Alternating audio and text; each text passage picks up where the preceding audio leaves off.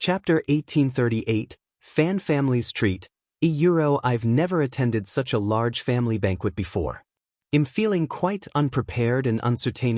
What if I embarrass myself? Perhaps I should find a polite excuse to decline the invitation.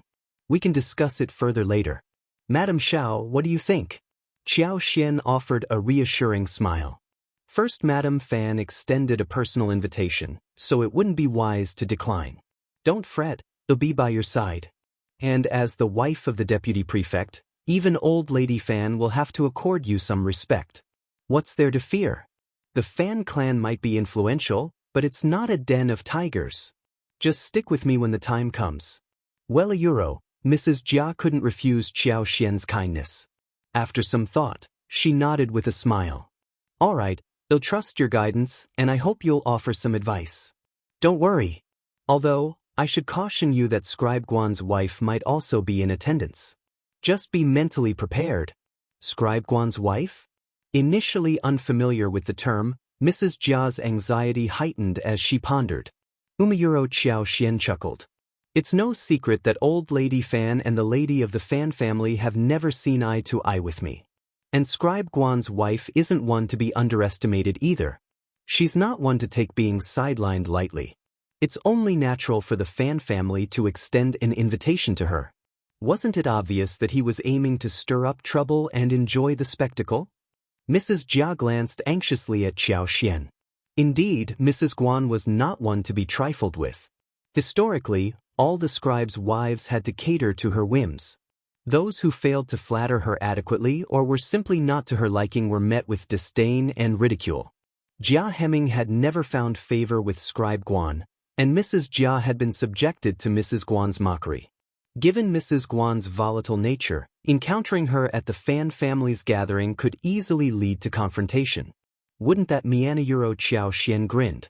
What's there to fear? We won't incite trouble, but we won't allow ourselves to be pushed around either. She's merely a scribe's wife, there's no need to be intimidated. If she crosses a line, give her a piece of your mind. She won't relent unless Scribe Guan intervenes, and I doubt he'd be willing to do that. Though still somewhat apprehensive, Mrs. Jia felt reassured by Xiao Xian's words. After a moment's consideration, she nodded with a smile. You're right. They'll trust your judgment. Xiao Xian's smile widened. Don't fret. If she oversteps, I won't hesitate to address it. Xiao Yunduan had been instrumental in promoting Deputy Prefect Jia, and during a conversation with Xiao Xian in the office, he expressed great satisfaction with Jia's performance. He was even pleasantly surprised by Jia's adept handling of various administrative tasks, marveling at his efficiency and organization. Since assuming the role of Deputy Prefect, Jia's capabilities had grown exponentially compared to his time as a scribe. Xiao Yunduan couldn't help but feel fortunate. He had stumbled upon a valuable asset.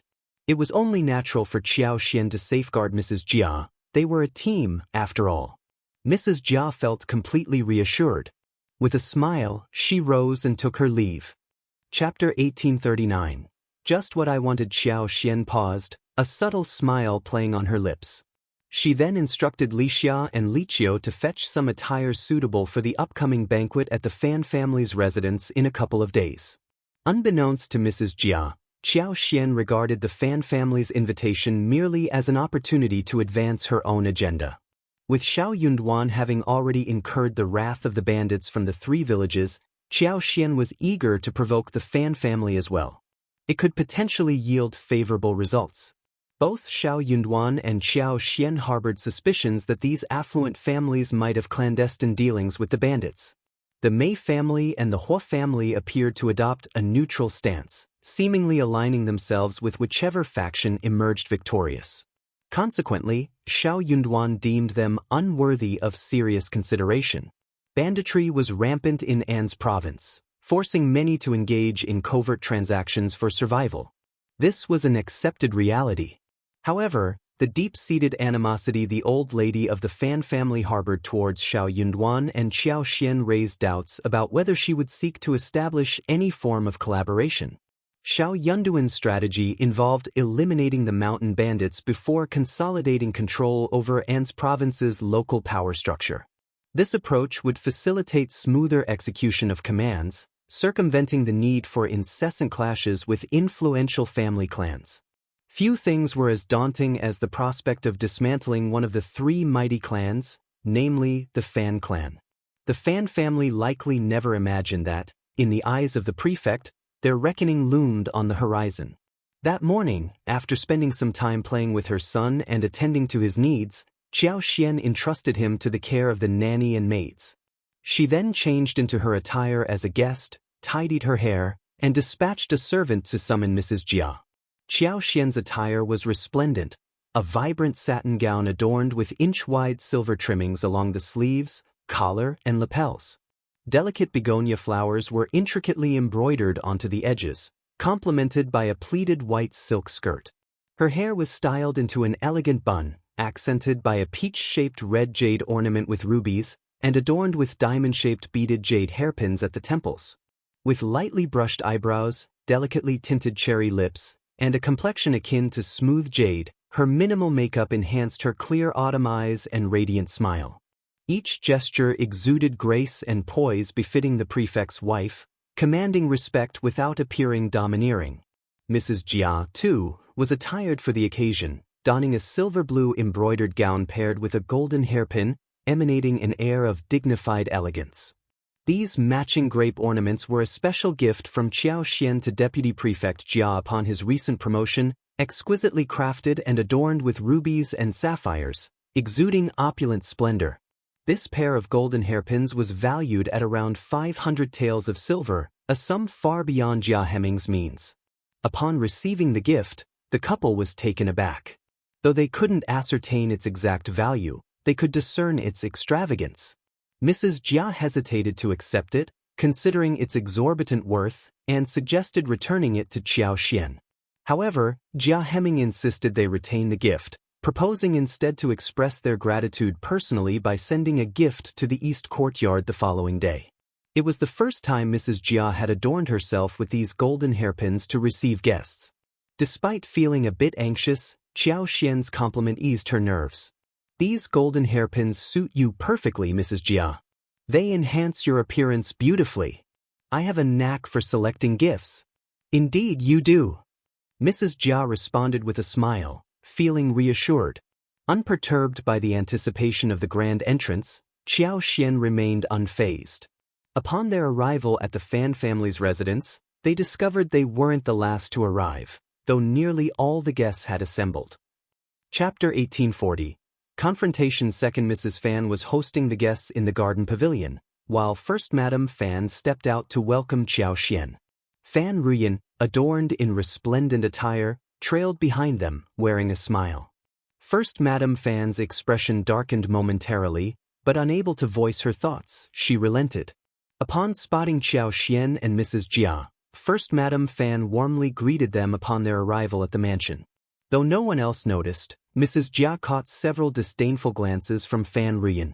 Feeling irritated, she suppressed her emotions and feigned ignorance. Unbeknownst to her, Fan Ruyan's contempt for her deepened. In Fan Ruyan's eyes, Mrs. Jia appeared undeserving of her position as the deputy prefect's wife, seemingly elevated through sycophancy rather than merit. With a smile, Fan Ruyan remarked, "Madame Xiao and Mrs. Jia seem to share a close bond. The relationship between the deputy prefect's wife and the prefect's wife is truly exceptional." Xiaoxian shot her a glance before nodding with a polite smile. Fan Ruyan grudgingly acquiesced, but before she could question why Mrs. Jia hadn't been as close to Mrs. Guan before, First Madame Fan swiftly intervened.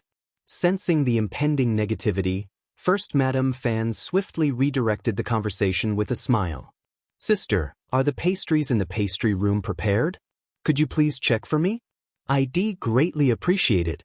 Though disgruntled, Fan Ruyan couldn't openly defy her sister-in-law's request.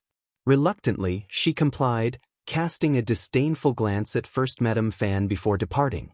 What was her sister-in-law insinuating? Madame Xiao and Lord Xiao held no regard for the Fan family. They had brought disgrace upon them, causing considerable financial losses. So why should she restrain herself from making a few cutting remarks? Did the Fan family now grovel at the feet of others? Since when had the Fan family become so feeble and susceptible to bullying? After being slapped, were they to eagerly present their cheeks for another strike? Was her mother's invitation merely a facade to reconcile with her? Did her sister-in-law remain oblivious to this? First, Madame Fan extended polite greetings and ushered Xianxia and Mrs. Jia to the pavilion. The assembled guests greeted them warmly, with Xianxia reciprocating with a genial smile as she settled beside Mrs. Jia. Many women discreetly appraised Mrs. Jia. While some were familiar with her, most were not. However, today's gathering would acquaint them with her. As the deputy prefect's wife, Mrs. Jia now commanded a different level of respect. Henceforth, any invitation extended to the deputy prefect would naturally include his wife. Inviting the prefect's wife to a banquet was considered an honor. Several guests couldn't help stealing glances at Mrs. Guan. Known for her prickly temperament, her pallid complexion betrayed her inner turmoil. Despite her efforts to maintain composure, her visible tension didn't go unnoticed. Internally, many chuckled, yet a sense of anticipation lingered. It was evident that the Fan family's deliberate inclusion of Mrs. Guan was meant to provoke discord. It appeared the Fan family harbored a deep-seated animosity towards Lord Xiao and Madame Xiaoyuro. Chapter 1841. Meeting on a narrow path. Mrs. Guan braced herself for the challenges she anticipated facing that day. Despite knowing the ordeal that awaited her, she chose to attend nonetheless. Why should she stay away? Her conscience was clear. She had done nothing wrong.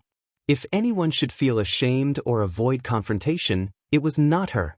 With pursed lips, Mrs. Guan cast a chilling glare at Xianxia.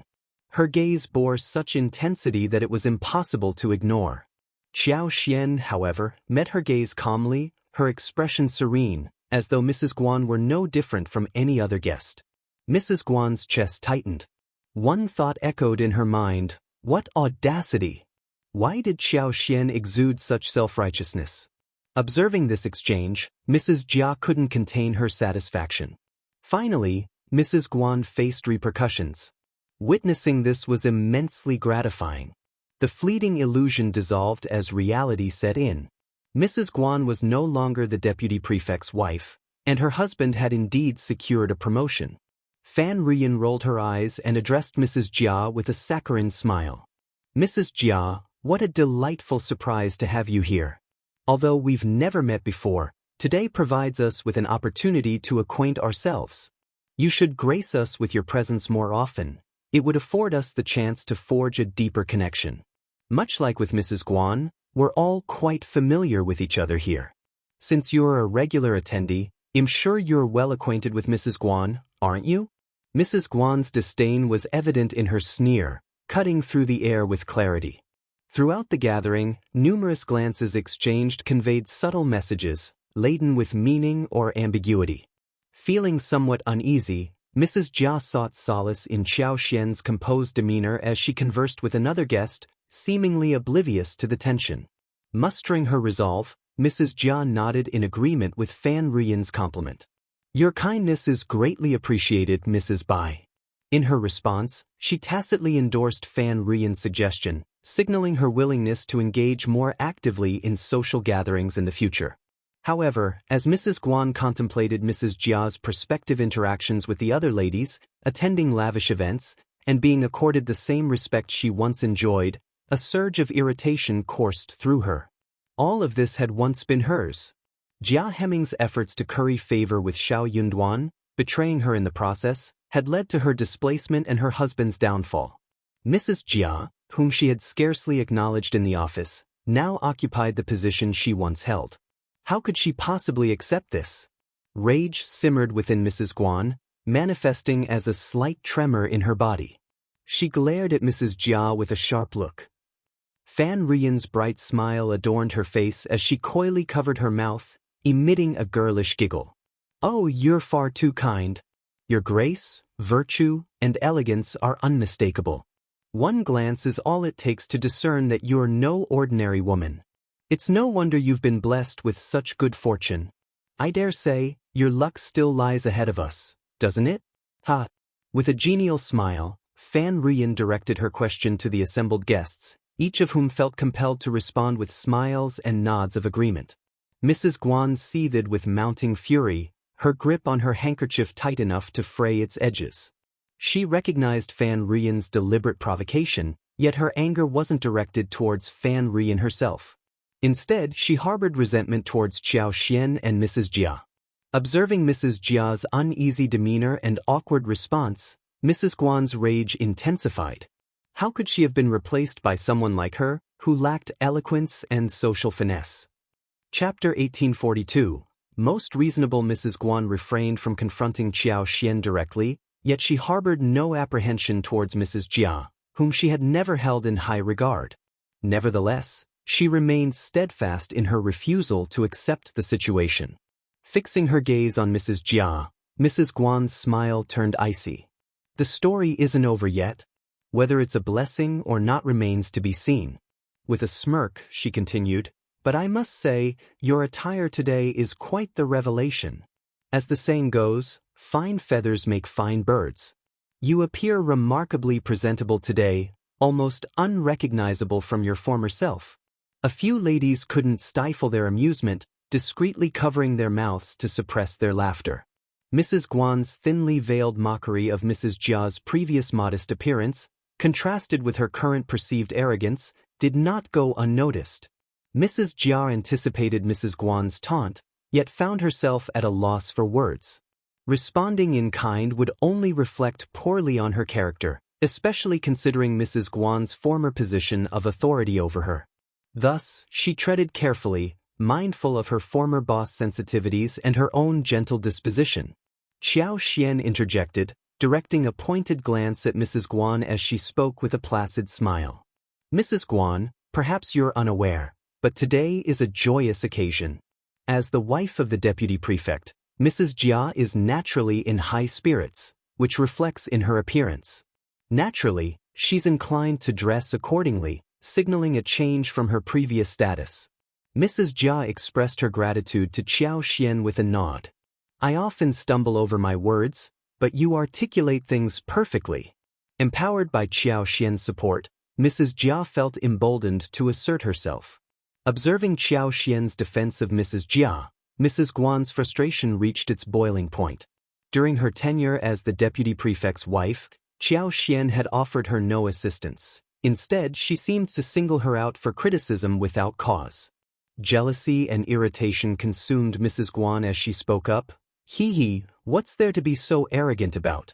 Xiao Xian maintained her composure, her smile unwavering. And what, may I ask, is arrogant about it? Mr. Jia's promotion naturally brings joy and pride to Mrs. Jia as his wife. It's a simple matter of human nature. Who wouldn't celebrate a positive development? Surely, you wouldn't be pleased if faced with a demotion or adversity in your own family. It's only natural to rejoice in good fortune. You. Mrs. Guan seethed, sensing Xiao Xian's veiled insinuation. With a serene smile, Xiao Xian continued, Mrs. Guan, do you disagree with my assessment? Mrs. Guan's anger threatened to overwhelm her. She scoffed derisively, I wouldn't dare. Who would dare challenge the judgment of the prefect's wife? If we incur her displeasure, who knows what repercussions we might face? Xiao Xian remained unperturbed. No, she countered, I'm known for my fairness, as I'm sure everyone here can attest. Only those seeking special treatment, insisting on being treated differently, would perceive me as unreasonable. As for transparency in outcomes, there's no cause for concern. Whether it's our Lord or myself, we prioritize transparency. If anyone feels uncertain about their situation, it's either due to misunderstanding or an unwillingness to acknowledge the truth. If you have any uncertainties, simply inquire, and clarity will be provided. Oh, don't claim you're too afraid to ask. Doing so would be quite uncivilized behavior. Chapter 1843. Sowing discord. Mrs. Guan's composure shattered upon hearing Xiao Xian's words. With a disdainful sneer, she retorted, a hooligan? Madame Xiao, that's a bit too far. Madame Xiao remained firm, it's not excessive at all. Consider this, you claim to be aggrieved, yet when questioned about the cause, you remain silent. How can others respond? Enraged, Mrs. Guan shot accusatory glances at both Xianxia and Mrs. Jia. Rising from her seat, she snapped, "I see through this charade now. You're aiding Mrs. Jia in tormenting me, aren't you? What's the point of rubbing salt in the wound? Haven't you humiliated us enough? If you'd rather not have me here, then leave. I won't be a nuisance." "Mrs. Guan, please refrain." Fan Ruyin intervened swiftly, aware of the unsightly spectacle unfolding. She attempted to defuse the tension. Guiding Mrs. Guan back to her seat, Fan Ruyin maintained a placating tone. "Mrs. Guan, that's not what Madame Xiao intended. You're letting your imagination run wild. Let's calm down."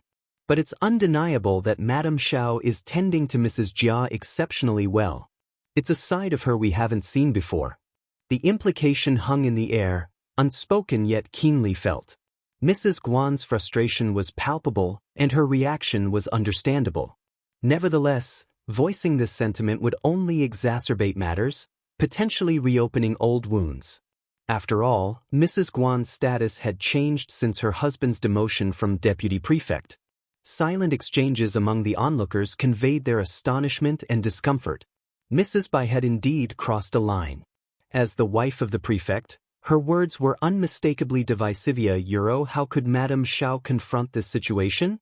In truth, Madame Xiao was more than capable of facing it head-on. Instead of directly addressing the question, she responded with a genuine smile. "I didn't have the opportunity to get to know Mrs. Jia previously, so I couldn't extend my care to her even if I had wished to." Mrs. Jia stifled a laugh, chiming in, "Indeed, I'm delighted to receive your care now, Madame Xiao. When you first arrived in An's province, we hadn't yet acquainted ourselves." The ensuing silence spoke volumes, punctuated by Mrs. Guan and Fan Ruyin's simmering indignation. What was the insinuation behind her words? Madame Xiao's feigned ignorance was transparent. Just then, First Madame Fan returned, ushering everyone to their seats to enjoy the festivities. Fan Ruyin put on a smile, though her eyes betrayed a frosty demeanor. Mrs. Guan shot dagger-like glances at Mrs. Jia throughout the meal, her resentment palpable. During the seating arrangements, Fan Ruyin placed Mrs. Guan at the table with Xianxia and Mrs. Jia. Curiously, Mrs. Guan opted to sit beside Mrs. Jia, prompting a subtle sigh of relief from the latter. Mrs. Guan perceived it all as a cheap ploy, a devious stratagem, cursing inwardly, sycophant, deceitful schemer, utterly shameless. She scoffed internally at the implication. So what if she was once the wife of the deputy prefect? She was nothing more than a lapdog at Madame Xiao's side. As the banquet commenced, Xiao Xian's smirk directed towards Mrs. Guan was accompanied by a pointed remark. "Mrs. Guan, perhaps instruct your servants to be cautious when serving, lest Mrs. Jia receive the wrong dish. We wouldn't want rumors circulating about your narrow-mindedness and vengeful intentions, would we?" Chapter 1844. Half-joke exposed Mrs. Guan had contemplated such a move.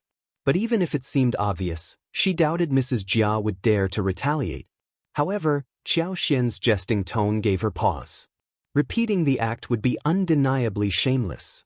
Though Mrs. Guan didn't find dealing with people like Xiao Xian and Mrs. Jia particularly daunting, she preferred not to draw attention in front of the crowd. "What do you mean, Madame Xiao?"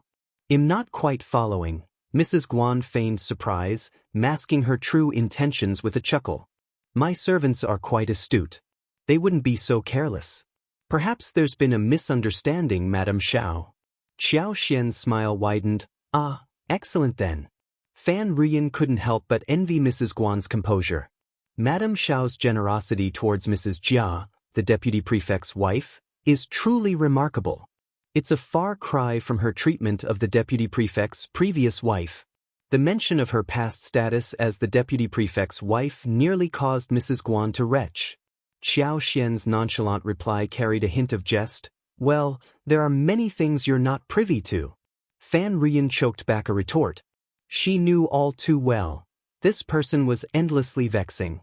Indeed, the Fan clan lived up to its reputation as one of the three great clans. The array of dishes presented was nothing short of breathtaking, eliciting endless praise. However, Mrs. Guan, her anger simmering beneath the surface, found herself unable to savor the delicacies before her. Standing next to Mrs. Guan, Mrs. Jia elicited a feeling of disdain within her. Mrs. Guan perceived Mrs. Jia as lacking in refinement and sophistication, her eyes lighting up with each dish served as though she had never experienced such fare before. It was a disgrace, especially considering the lavish treatment bestowed upon her by Madame Xiaoyuro. Mrs. Guan harbored a fleeting desire to spill her soup on Mrs. Jia, yet Xiao Xian's earlier admonitions stayed her hand. After the banquet concluded, the guests gathered in the flower hall to enjoy tea before strolling through the garden to aid digestion and admire the blossoms. While Xiao Xian found himself surrounded by a throng of animated ladies, Mrs. Jia found herself relegated to a secluded corner, conversing with Mrs. Guan. With clenched fists, Mrs. Guan resisted the urge to strike Mrs. Jia. Instead, she offered a chilling smile. Observing Mrs. Jia's fearful and evasive demeanor, Mrs. Guan experienced a conflicting mix of disdain and envy. She despised the fact that someone like Mrs. Jia could dare to tread upon her, figuratively speaking, asserting superiority over Hera Euro. Envy festered within Mrs. Guan as she pondered Madame Xiao's arrogance and obstinacy. Never once had Madame Xiao deigned to meet her gaze, consistently making her existence arduous and harboring disdain towards her. How could she not feel incensed? With a contemptuous sneer directed at Mrs. Jia, who attempted to evade her verbal assault, Mrs. Guan lashed out, "Who would have thought that you'd become so haughty after associating with a prominent family? Your former meekness has given way to smugness. One can indeed never judge a book by its cover. What right have you to act so superior in my presence? You were nothing more than a lapdog to me. How long do you reckon your arrogance will endure? Even our old master, a paragon of virtue, has his limits. I'm curious to see how capable Scribe Jia truly is." Mrs. Jia, unable to stomach Mrs. Guan's shameless tirade, gritted her teeth in frustration. "Mrs. Guan, I implore you to mind your manners. There's a line you shouldn't cross. And what if I choose to cross it?" Mrs. Guan's anger flared even hotter. Chapter 1845. Madame Xiao's offer. She raised her hand threateningly towards Mrs. Jia, who instinctively recoiled. Amused by Mrs. Jia's reaction, Mrs. Guan chuckled derisively. "You're unworthy of being the deputy prefect's wife. What significance do you hold? You're nothing in my eyes." Mrs. Jia retorted, her voice trembling. "I may be insignificant, I'm aware of that, but I am still the deputy prefect's wife. You should show me some respect or else or else what?" Mrs. Guan's fury boiled over as she fixed Mrs. Jia with a steely glare. "What can you possibly do? Are you threatening me?" Mrs. Guan found the situation ludicrous and demeaning. How dare Mrs. Jia assert dominance in her presence? Drawing courage from Madame Xiao's support, Mrs. Guan remained undeterred. Mrs. Jia's heart raced, her legs feeling like jelly. "Euro, my husband is now the deputy prefect. If you continue like this, I will report your behavior to him." "Why wouldn't you?" I have every confidence in your loyalty." Mrs. Guan sneered contemptuously. "I won't forget how your husband climbed the ranks, even if you choose to overlook it. A man who betrays and schemes for his own advancement is nothing but a tool. Do you truly believe Lord Xiao would condone such treachery? He's merely a pawn in Lord Xiao's game. Mark my words, when he's no longer useful, he'll be discarded like trash by those he once served. What else do you expect? What authority does that haughty prefect's wife possess to shield you? Do you truly believe she acts out of benevolence and affection towards you? How naive." Mrs. Jia, unable to stomach such slander, felt her face flush with anger. "Cease your baseless accusations. Madame Xiao is not the person you portray her to be.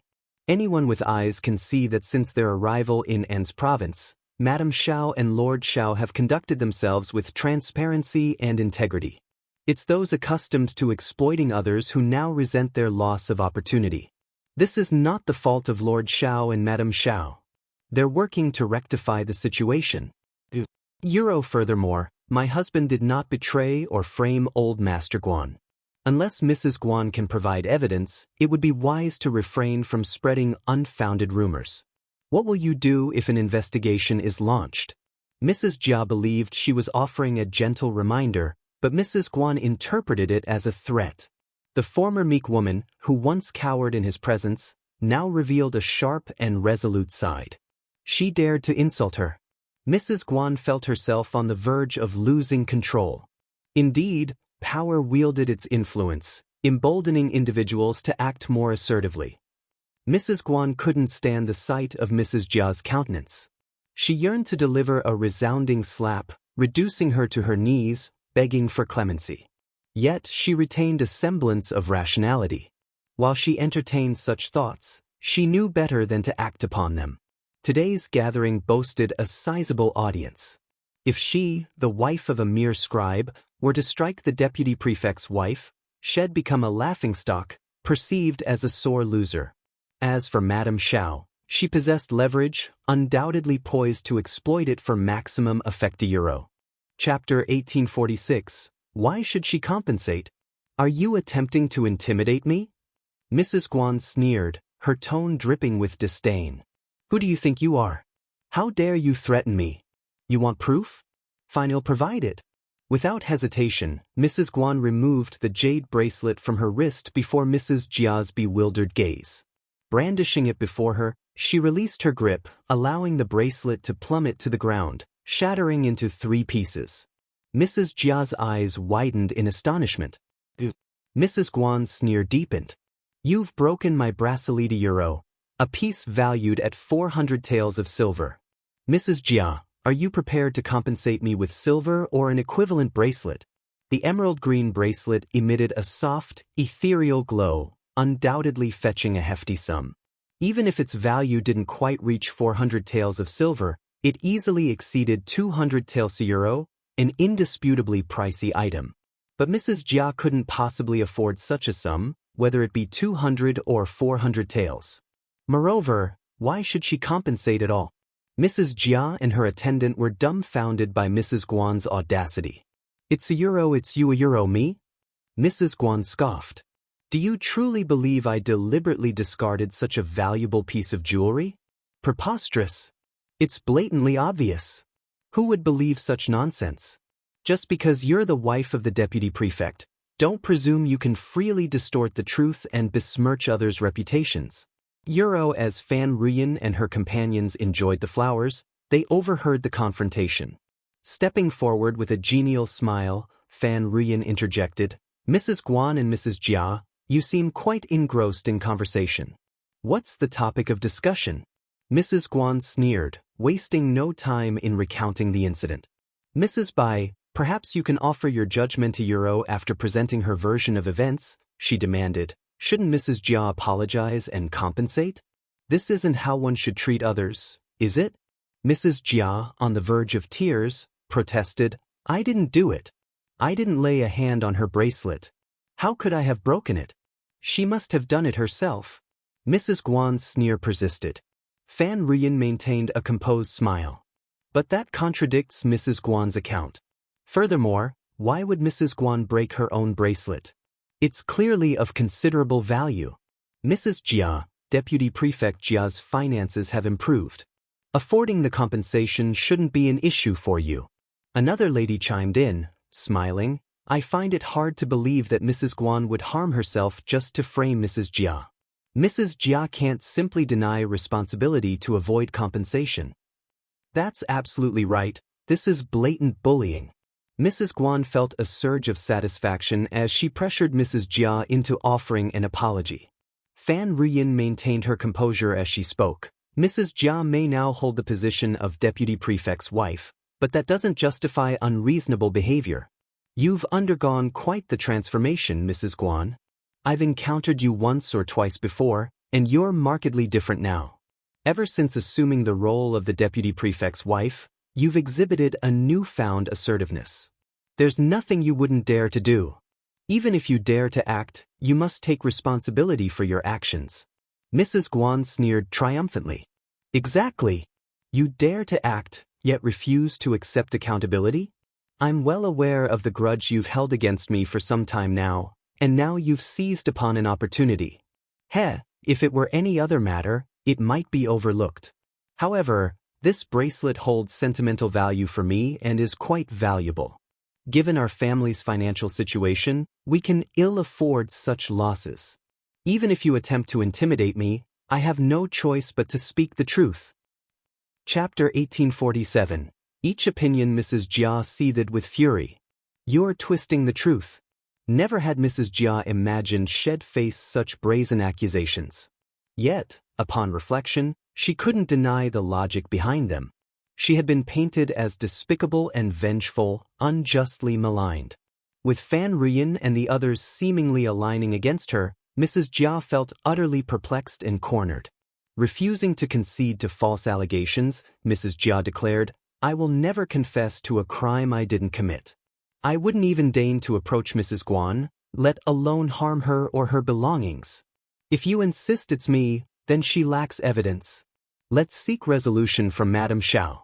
Why bother? Mrs. Guan sneered, her jealousy palpable. Isn't it obvious she's biased in your favor? Are you seeking refuge? Ignoring the jibe, Mrs. Jia turned to leave. Mrs. Guan blocked her path, bellowing, You're not going anywhere until we settle this. Mrs. Jia's tone turned icy. Even if it means taking this to court, you can't detain me, can you? To court? It was clear who held sway in the court of law, Lord Xiao. Anger coursed through Mrs. Jia as she trembled with frustration. Dealing with Mrs. Guan proved far more challenging than Mrs. Jia anticipated. Her demeanor bordered on bullying, leaving Mrs. Jia feeling backed into a corner. It seemed that unless Mrs. Jia capitulated to Mrs. Guan's accusations, she'd inevitably be branded as the wrongdoer. It was a crowded affair, and upon hearing the news, Xiao Xian instructed Li Xiao to summon both Mrs. Jia and Mrs. Guan. With the prefect's wife intervening, everyone fell in line. Mrs. Guan shot Mrs. Jia a disdainful glance, her sneer dripping with contempt. Seems you have someone in your corner. Let's see how you try to twist the truth now.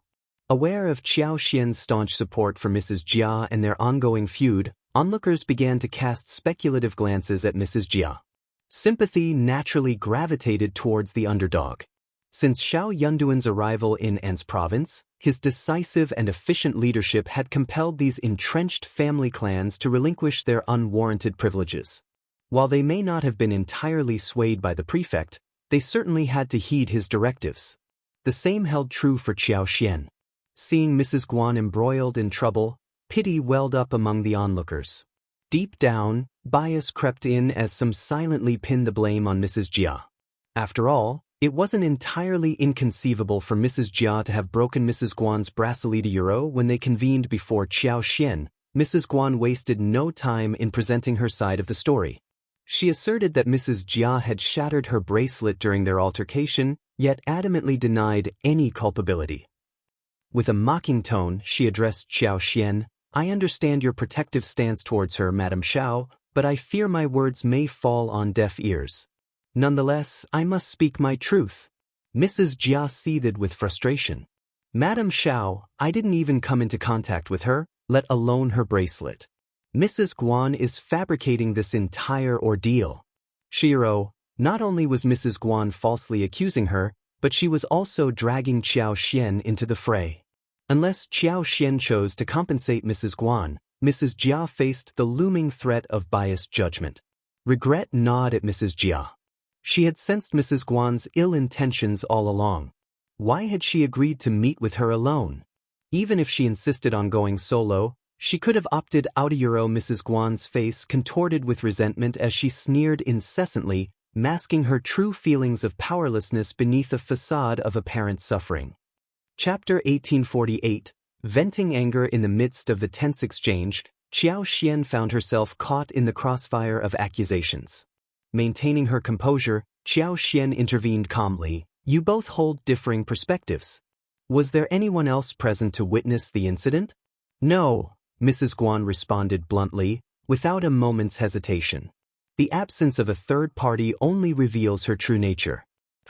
If there were a witness, they'd surely uphold their dignity, wouldn't they?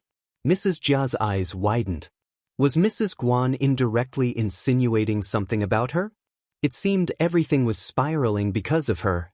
That's a challenging situation, Xiao Xian remarked.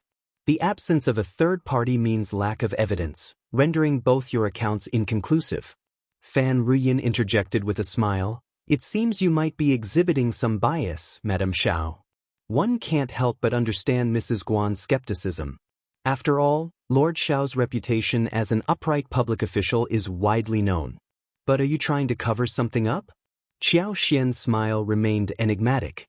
What are you implying, Mrs. Bai? I wouldn't dare to presume too much in your presence. But it's unlikely that Mrs. Guan would simply discard a jade bracelet worth hundreds of taels of silver. It's more plausible that the altercation resulted from a disagreement, perhaps even an accidental push. Surely, you wouldn't exhibit bias towards Mrs. Jia simply because of her status as the deputy prefect's wife, would you? But we must ensure Mrs. Jia isn't unjustly accused. With differing testimonies and no third-party witness, it's unjust to favor either party. What do you mean by something unreasonable? Aren't unexpected events a part of life? Some may feel wronged and resort to framing others. Do you deny the existence of such individuals? I must also inquire, Mrs. Bai, why such evident bias towards Mrs. Guan? Are you deliberately stirring up trouble? Silence fell upon the gathering. Qiao Xian's unexpected outburst directed at Mrs. Bai left everyone taken aback, implicating her in the conflict. Mrs. Guan smirked inwardly, amused by Qiao Xian's apparent lapse in judgment. How could she involve Mrs. Bai like this? As anticipated, Mrs. Bai bristled with indignation. I merely sought to express a balanced perspective. Why accuse me, Madame Xiao? I find your stance anything but impartial. Without a witness, what basis do you have for your claims? Just because you're Mrs. Bai? Qiao Xian's tone sharpened with each word. Madame Xiao, please refrain from overstepping, Mrs. Bai retorted sharply. What? You're allowed to make snide remarks and unfounded accusations, but I can't speak up? Overstepping? How dare you speak to me, the prefect's wife, in such a manner? Qiao Xian's voice dripped with indignation. Yuro, sister. First Madame Fan intervened, sensing the escalating tension. Madame Xiao, this is all a misunderstanding, Yuro. There's no room for misunderstanding. I'm all ears, Xiao Xian declared icily. Mrs. Bai, apologize. You want me to apologize? Mrs. Bai's disbelief was palpable, her expression incredulous. Fan Ruyin was flabbergasted. She jabbed her finger accusingly. How dare Qiao Xian publicly ridicule her and demand an apology, even if she was sowing discord? Couldn't she allow others to voice their concerns when faced with injustice? Fan Ruyin practically steamed with indignation. Yura, why? You've shown blatant disrespect towards me. Qiao Xian's sneer dripped with disdain. I've tolerated your behavior for the sake of the Fan family, but your audacity knows no bounds. Do you believe I have no patience? Or perhaps you believe the Fan family wields unchecked authority in An's province? You Yuro, apologize. Otherwise, don't expect me to show you any courtesy. Chapter 1849. Impudence, in your dreams. Fan Ruyin's voice reverberated, laced with defiance. How dare you?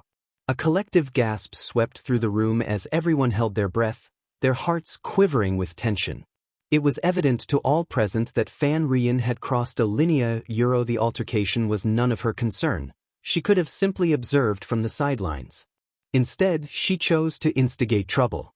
Who would sympathize with someone openly defiant? It was only fitting for the prefect's wife to rebuke her. Yet, Fan Ruyin seemed incapable of restraint, escalating the situation further.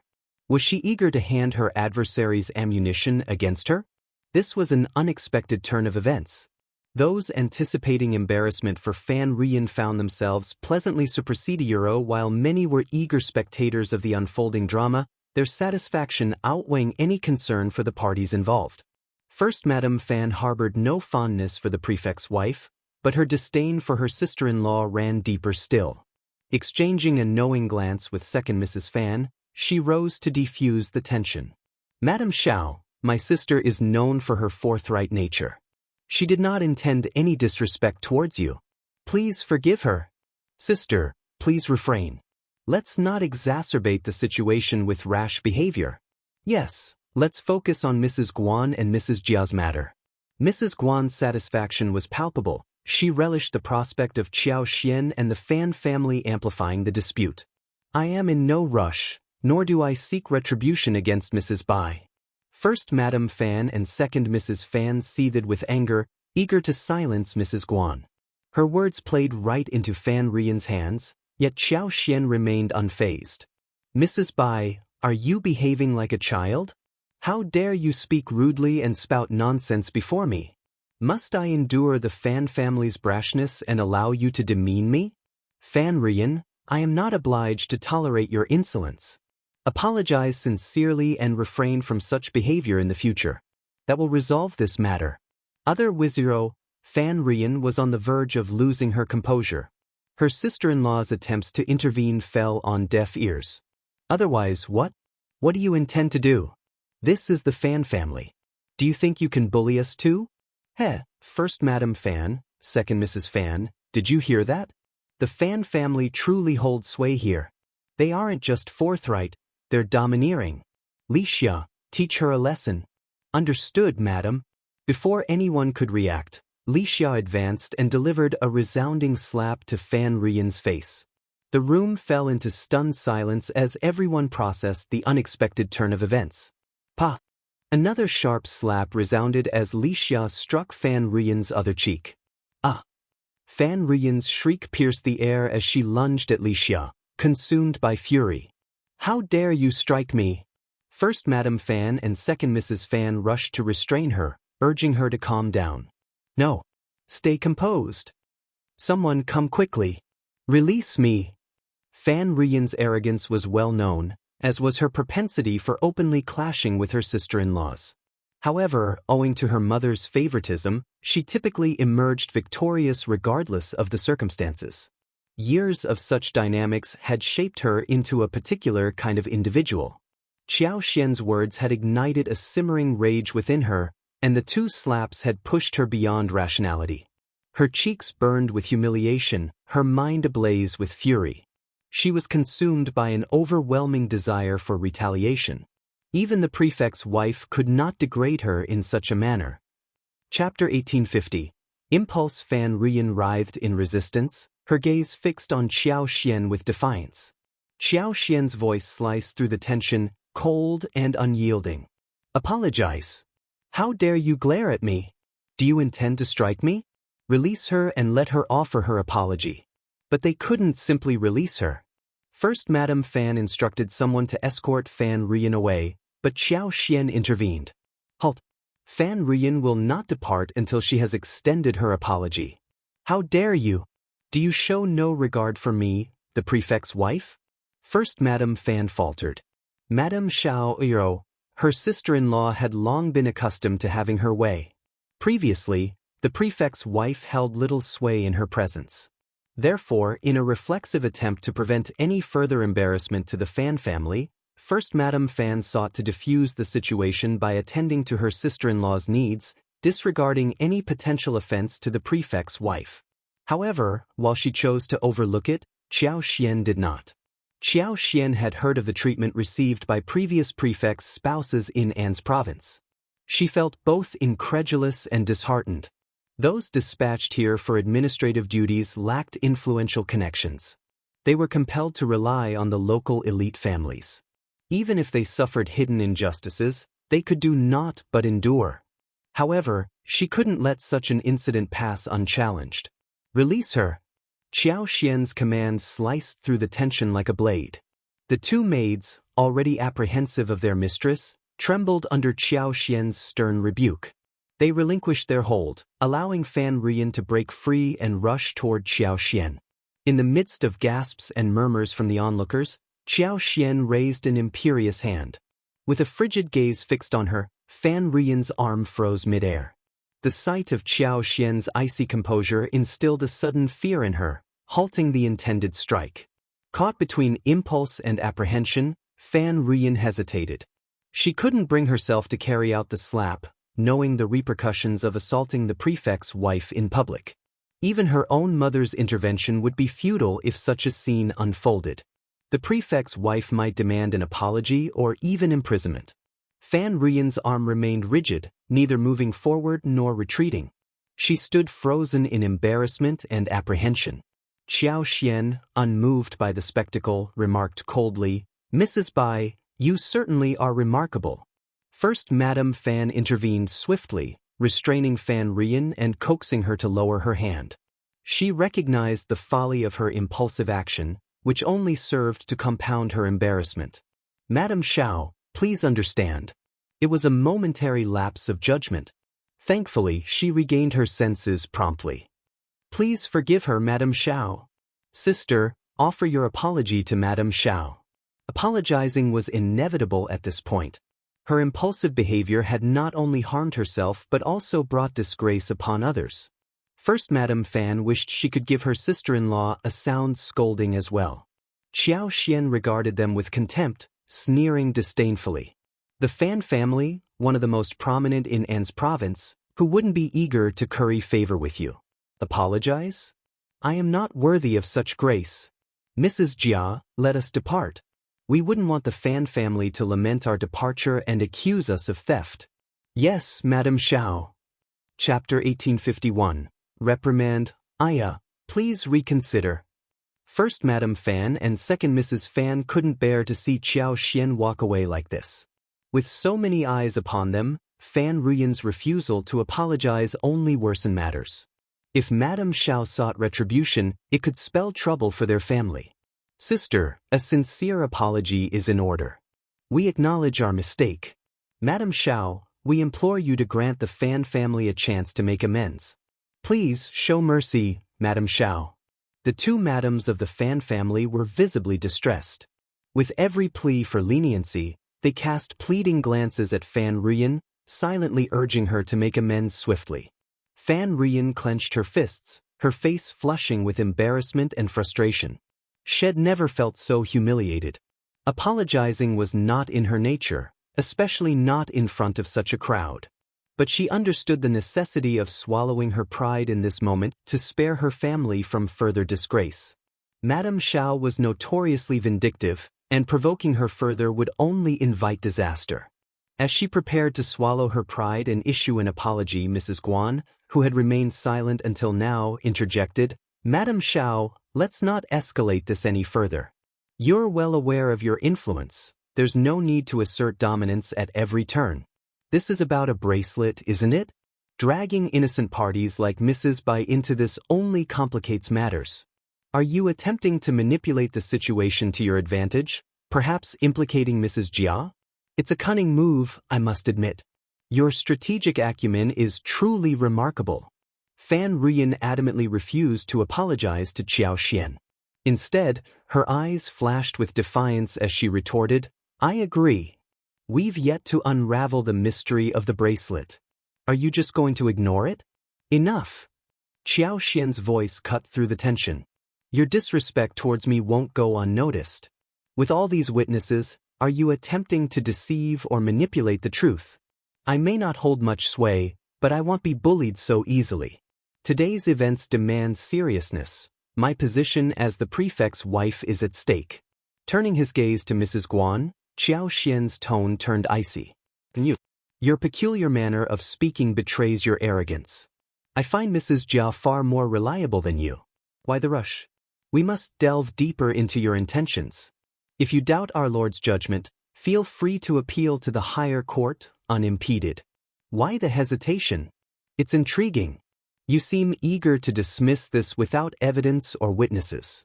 Your status should remind you to act with restraint. If you dare to display such rudeness and arrogance again, you'll find it insufficient. Mrs. Guan flushed with indignation. Uyuro, it's not your place to speak in my presence. Keep silent and step aside. Your time will come, Xiaoxian interjected sharply.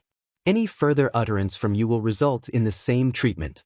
Furious, ashamed, and seething with anger, Mrs. Guan trembled slightly.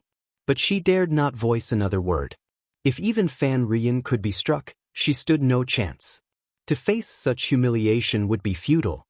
A sudden realization struck Harayuro. Hadn't she once wielded arrogance and dominance just as flagrantly? Chapter 1852. not accepting as long as she found joy and contentment. The opinions of other scribes' wives were inconsequential to her. She remained indifferent, unconcerned, and apathetic, but now, with her status diminished, she experienced the discomfort of this indifference. This didn't signify regret for her past actions. Rather, she harbored resentment towards Xiao Yunduan for stripping her husband of his position as deputy prefect. Having dealt with Mrs. Guan, Qiao Xian's gaze turned coldly to Fan Ruyan. "Mrs. Bai, what is your course of action?" Fan Ruyan felt a rush of blood to her head, her mind reeling. Mrs. Guan's rebuke felt like a personal reprimand, as she had just spoken up on Fan Ruyan's behalf. Madame Xiao showed no mercy to the Fan family. I was mistaken. I shouldn't have acted impulsively. Madame Xiao, I beg your forgiveness, Qiao Xian sneered. I'm the one seething with anger and resorting to bullying. Fan Ruyan shot him a glare before swiftly averting her eyes, seething with even more rage. She had struggled to utter those words, yet Xiao Xian dismissed them with disdain. His mockery only fueled her fury further. If given the chance, she would retract her apology without a moment's hesitation. Fan Ruyan couldn't help but feel utterly worthless in this moment. Madame Xiao's intent to provoke trouble was glaringly obvious, and the outcome would remain unchanged regardless of whether she apologized or not. So why subject herself to such humiliation willingly? Had she apologized to Mrs. Guan, Qiao Xian wouldn't have relented either way. Yet she chose to follow suit, mirroring Mrs. Guan's behavior and earning nothing but disdain. It was only when she pushed them too far that she finally offered an apology, inviting further mockery. None of the madams dared to betray their emotions. Offending the Fan family was out of the question for them, and the same applied to Madame Xiao. Qiao Xian's sneer cut through the tense silence. You're insolent, overbearing, contentious, and braggadocious. Had I been even slightly weaker, you might have bested me. Do you truly believe a mere apology suffices? Will anyone dare to behave like this in my presence from now on? At the very least, they can choose not to apologize or bow, can't they? The two madams of the Fan family had initially intended to plead for leniency, but they found themselves speechless. Fan Ruyan's conviction that Qiao Xian was deliberately stirring up trouble only strengthened. The ladies begrudgingly acknowledged that Madame Xiao held the upper hand. After all, she was the wife of the prefect. While the Fan family wielded considerable influence, it wasn't what it used to be. In the past, they could afford to disregard the prefect's wife, but with the current holder of that position, the dynamics had shifted. Over the years, Fan Ruyan's haughty demeanor had alienated many. Numerous individuals harbored ill will towards her and relished in her downfall.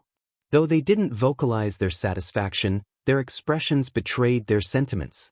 Catching sight of their smug looks only deepened Fan Ruyan's embarrassment. Convinced that Qiao Xian orchestrated this ordeal deliberately, Fan Ruyan resolved not to endure further humiliation here, regardless of the consequences. Besides, she had always been timid, preferring to shirk responsibility and foist it onto others. If she could evade blame, she would. If not, she'd simply delegate the cleanup to her two sister-in-laws without a second thought. She had no qualms about standing before her mother and berating her sister-in-laws for their perceived sluggishness and thoroughness in resolving her messes. She'd even brazenly accused them of harboring ulterior motives against her. Chapter 1853. Berating it remained unchanged. Realizing she couldn't gain an upper hand and would only face humiliation, Fan Ruyan promptly resigned, shirking her responsibilities. Madame Xiao, if you're dissatisfied, feel free to take it up with our family. As the wife of the prefect, who could dare to oppose you? Moreover, your eloquence is unmatched.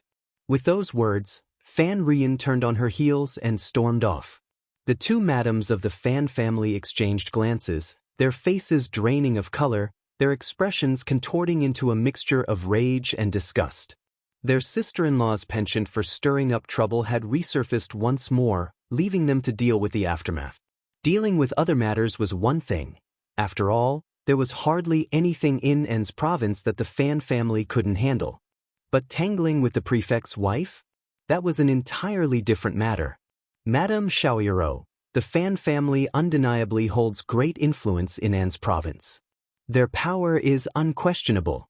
As the wife of the prefect, I am but a mere outsider in your esteemed family." With a disdainful sneer, Xiao Xian rose from her seat and exited alongside Mrs. Jia. Mrs. Jia's expression mirrored her dissatisfaction. The Fan family had overstepped their bounds. While it was common knowledge that the three major families were domineering, Mrs. Jia had never experienced it firsthand until now, leaving her thoroughly disheartened. "Madame Xiao, please, wait," First Madame Fan interjected, attempting to defuse the tension with a smile. But Xiao Xian cut her off sharply, pointing an accusatory finger. "Silence! How dare you impede me? You think I'm easy prey? Your family's insolence towards me is intolerable. You can't manage your own kin, yet you seek to control me? First Madame Fan, your motives are transparent. I didn't mean euro, then step aside. Or face the consequences." Xiao Xian's threat hung in the air as she and Mrs. Jia departed, leaving First Madame Fan and her sister-in-law stunned. A heavy silence enveloped the room as everyone exchanged uneasy glances. They had learned their lesson. The prefect and his wife were not to be trifled with. The atmosphere in En's prefecture had shifted, and everyone realized they needed to tread carefully to avoid trouble. At least until the prefect's tenure came to an end. Meanwhile, Mrs. Guan couldn't contain her delight. The gleam in her eyes and the curve of her lips betrayed her satisfaction. She secretly hoped for discord between the Fan family and Xiao Xian, envisioning potential alliances in her favor. They might even succeed in enlisting the Mei family and the Hua family, leveraging their connections and familial ties. Unless Lord Xiao wished to stir up trouble in En's province, he would surely reconsider his stance. As Mrs. Guan entertained these thoughts, she felt a surge of satisfaction. She even entertained the possibility of her old master reclaiming the position of deputy prefect, but when First Madame Fan caught sight of the smug expression on Mrs. Guan's face, she felt a twinge of irritation, as though she had swallowed a fly. She clenched her teeth, cursing silently. If only she hadn't caused such a commotion, things wouldn't have spiraled out of control like this. First Madame Fan couldn't tolerate Mrs. Guan's gloating any longer, so she sighed and addressed her. "I didn't anticipate things unfolding like this. You'll need to take care of your bracelet." Mrs. Guan's smile faltered, her heart sinking. 400 taels of silver. That was no small sum. Forced to maintain her composure, she responded, "Thank you for the reminder, First Madame Fan. I cannot bear this loss alone. I must seek compensation from someone." Chapter 1854. "You're too much today." First Madame Fan's smile was tinged with irony. Compensation? Who would she seek compensation from without evidence? Unless Madame Xiao intervened and pressured Mrs. Jia into admitting defeat. But was that a feasible outcome? Madame Xiao had stormed out in a fit of anger, signaling the end of the banquet. The two madams of the Fan family offered profuse apologies. Second Mrs. Fan escorted them out, while First Madame Fan hastened to find Fan Ruyan. Meanwhile, Old Lady Fan was enjoying her lunch. Fan Ruyan, always mindful of her mother's needs, wouldn't dare disturb her during this time. Hence, First Madame Fan easily intercepted her in her chamber. The atmosphere in the room was tense and subdued. The maidservants held their breaths, cowering in fear, their heads bowed in anticipation of reprimand. Fan Ruyan shot a glare at First Madame Fan. "Sister-in-law, what brings you here? Have you dealt with that troublemaker?" First Madame Fan's lips curved into a sneer. "Troublemaker? It seems you're the one causing the most trouble. All of you leave," she commanded the maidservants. Casting furtive glances at Fan Ruyan, the maidservants discerned her dark expression but obediently complied, hastening to vacate the room. First Madame Fan's voice sliced through the tension like ice. "You've crossed a line. What did you just say?" Fan Ruyan began, her voice rising. "Silence!" First Madame Fan's palm crashed down on the coffee table, her tone scathing.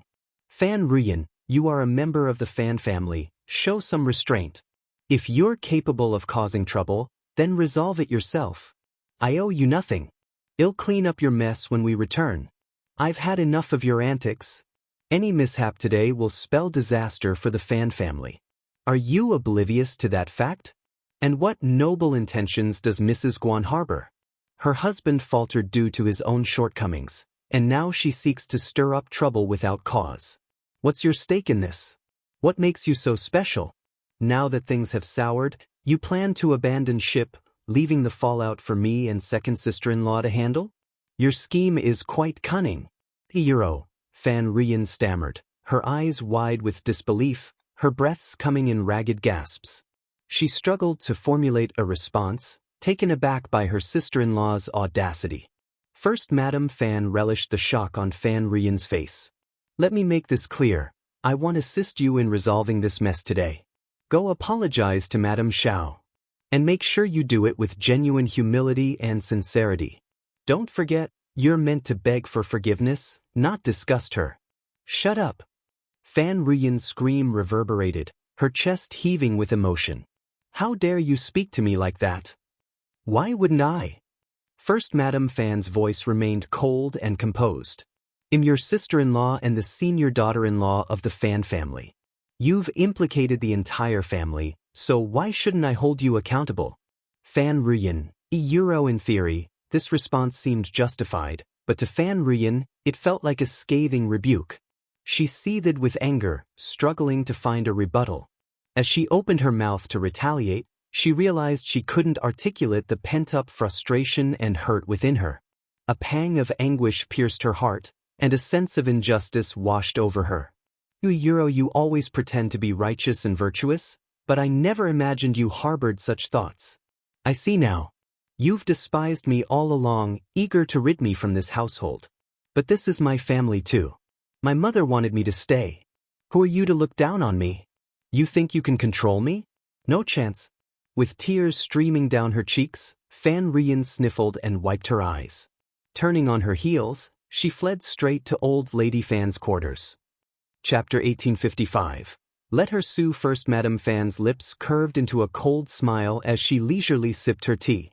First Madame Fan and second Mrs. Yuezheng couldn't shake off their nerves when Fan Rian threatened to seek Old Lady Fan's intervention.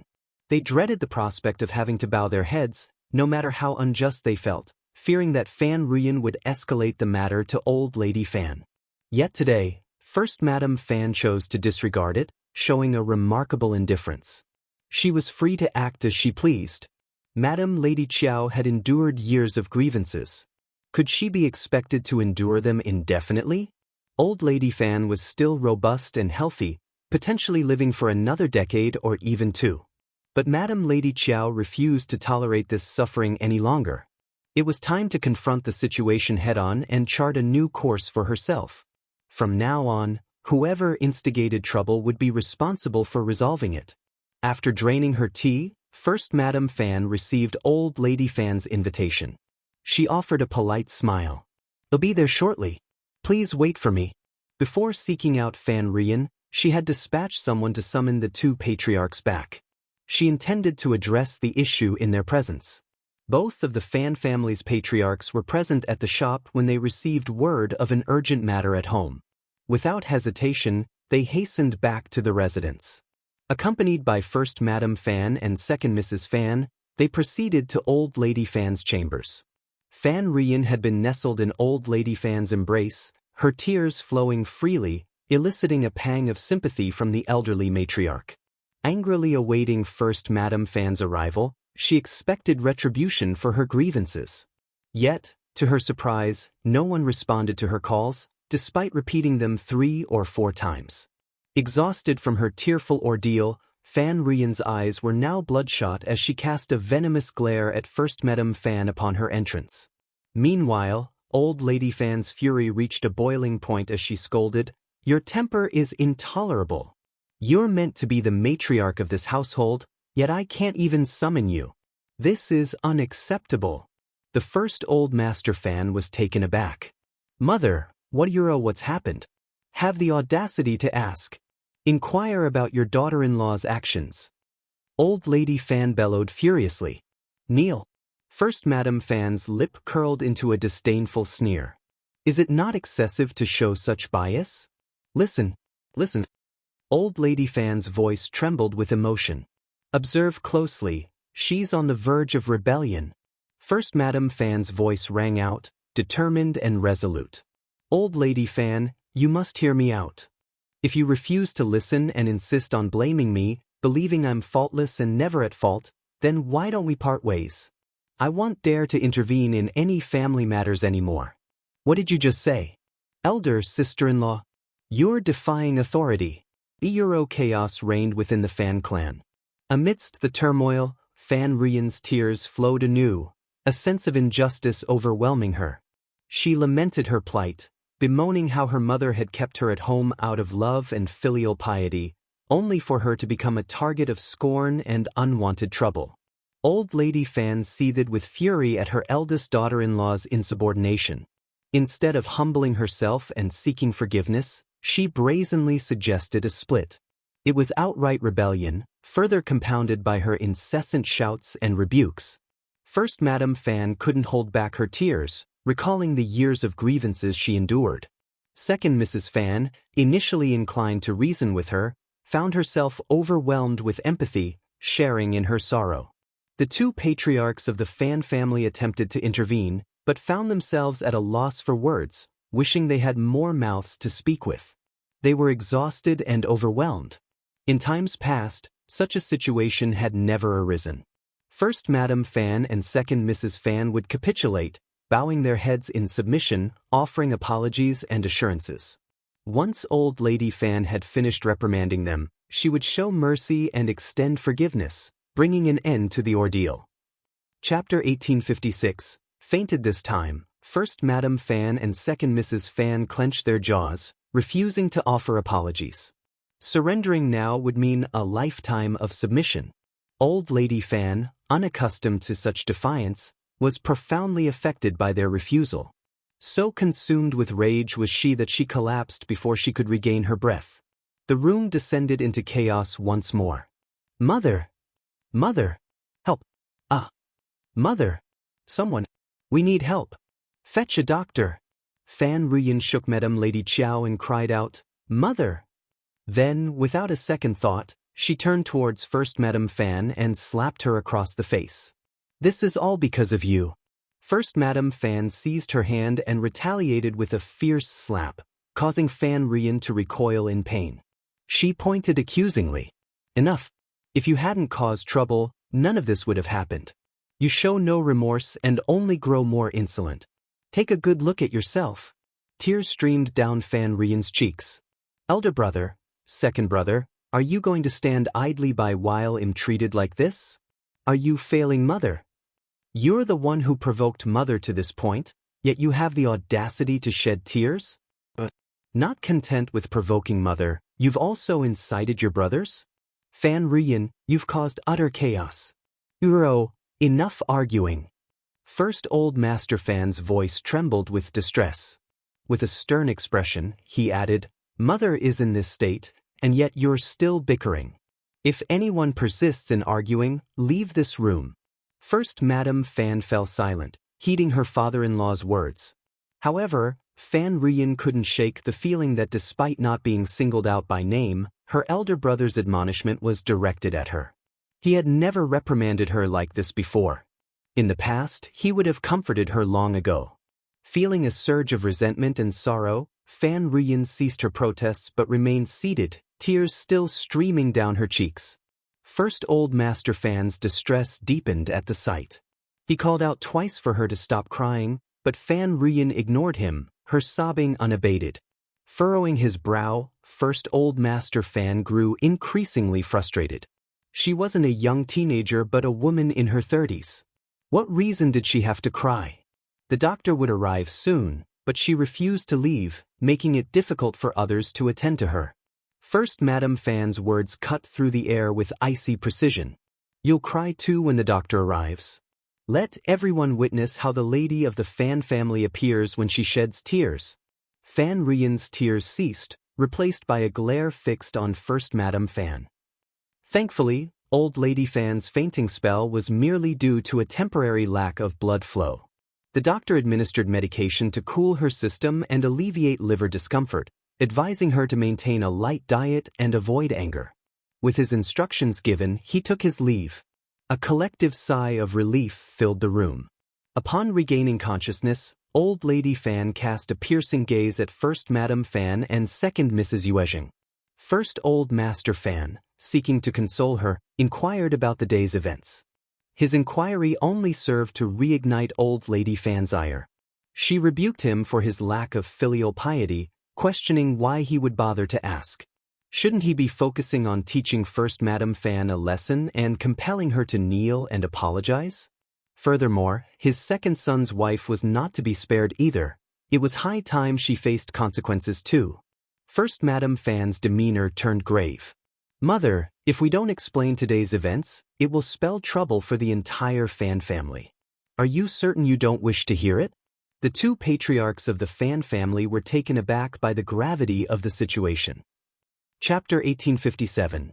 Not backing down. Fan Rian's voice reverberated, charged with indignation. Stop trying to frighten Mother. She's just recovered, and you're scaring her again. What's your intention? No one can match your skills, can they? First Madame Fan retorted with a sneer. Over the years, you've engaged in plenty of such antics. I don't wish to dwell on the past, but today's events must be clarified. Moving forward, there must be order in this household. Suddenly, Fan Rian turned towards Old Lady Fan, her expression pleading. You're defying authority. Mother, please don't be upset. First Old Master Fan intervened hastily. Why don't you hear them out first? Then we can discuss how to address the situation. What do you say? Let's not let anger cloud our judgment. Second Old Master Fan added his voice to the plea. Indeed, Mother. If you faint again, it will harm your health. Wary of any further physical strain, Old Lady Fan shot a fierce glare at the two patriarchs but managed to suppress her anger. Fine, tell me. I want to hear your side of the story. Otherwise, you might think I'm showing favoritism and not allowing you to speak. Internally, First Madame Fan couldn't help but think, how self-righteous you are. Do you not realize your own bias? First Madame Fan recounted the events of the day, detailing every occurrence. Fan Rian, caught off guard by her mother's acquiescence, simmered with frustration, itching to interject and offer rebuttals. Yet, she knew it was futile. First Madame Fan was too enraged to heed any pleas for silence. But even as Fan Rian bristled, First Old Master Fan's attempts to intervene fell on deaf ears. She wouldn't listen to him, let alone First Madame Fan. Old Lady Fan remained impassive, her expression cool and detached, offering no indication of stopping Fan Rian's impending outburst. Finally, First Madame Fan concluded her account, visibly drained. Madame Xiao stormed off today, incensed. Lord Xiao has garnered considerable support in An's province. His methods are well known, and we stand no chance against him. Even if we remain unconvinced, resistance is futile. None can deny the implications of Madame Xiao's departure. It's clear I acted deliberately. We must consider the potential repercussions of provoking her wrath. As officials, they hold power over us as citizens. Our Fan family is no match for Lord Xiao in a direct confrontation. Sister-in-law acted rashly. I urged her to retract and apologize. What's wrong with that? Direct apology signifies genuine remorse. Fan Rian sneered. Sister-in-law, are you so easily rattled by mere words? Ridiculous. Our Fan family is flourishing, abiding by the laws of the Qin dynasty. The prefect should tread carefully before crossing us. As for me, I simply believe Mrs. Guan speaks the truth. Is it wrong to defend her? Otherwise, Madame Xiao may well side with Mrs. Jia. She can voice her opinions, yet I can't? How tyrannical. She's narrow-minded and incapable of accepting differing viewpoints. And somehow it's my fault? Sister-in-law, your bias couldn't be more apparent. Don't forget we're family. Don't forget that Xiao just humiliated our family. Even if you cozy up to him like this, he might still harbor disdain for you. I can sense your disdain for me growing stronger by the day.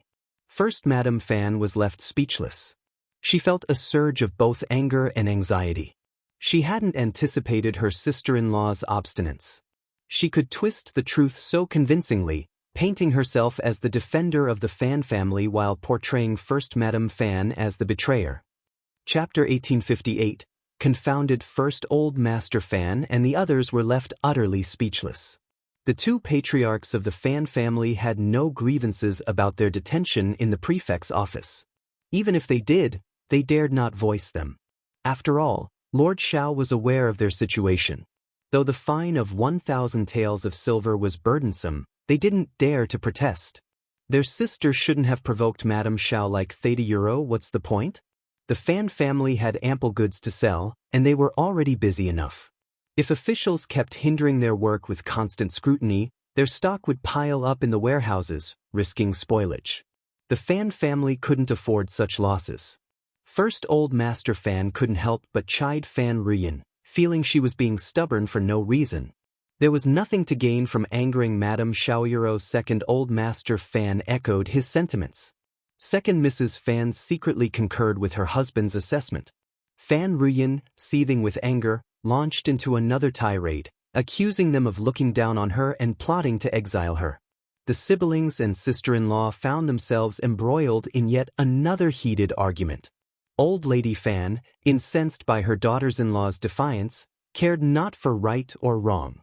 Since they dared to oppose her today, she resolved to teach them a harsh lesson. What was so impressive about Madame Xiao, anyway? Ruyan had a point. Was she entitled to be biased and silence dissent? Furthermore, today's banquet seemed designed to antagonize her. They wanted her to understand that the Fan clan wouldn't tolerate disrespect. Lord Xiao hadn't demanded anything from the Fan family. Had the Fan family demanded anything from him? He had no right to disgrace them. Old Lady Fan scolded her son and daughter-in-law, siding with Fan Ruyan. Not only did she refrain from blaming her, but she also offered comfort. Instead, she chastised First Madame Fan for making a mountain out of a molehill, questioning her motives. First Madame Fan nearly exploded with fury. The two patriarchs felt a chill in their hearts. They hadn't anticipated their sister's confusion or their mother's befuddlement. Didn't they realize an arm couldn't compare to a thigh? First Madame Fan cautioned them that allowing her to persist would embolden her further. Sooner or later, she'd lead the Fan family astray. Consequently, they tacitly agreed not to yield this time. Since First Madame Fan had made the first move, there was no need to capitulate. They might as well crush her outright to prevent future regrets. Deep down, the two brothers harbored long-standing dissatisfaction with their sister. For years, their mother had wielded authoritarian control, making decisions without question. Yet this sister of theirs persistently caused trouble. After enduring so much, anyone would reach their breaking point. Since the dam had burst today, there was no reason to plug the hole. Both families were resolute.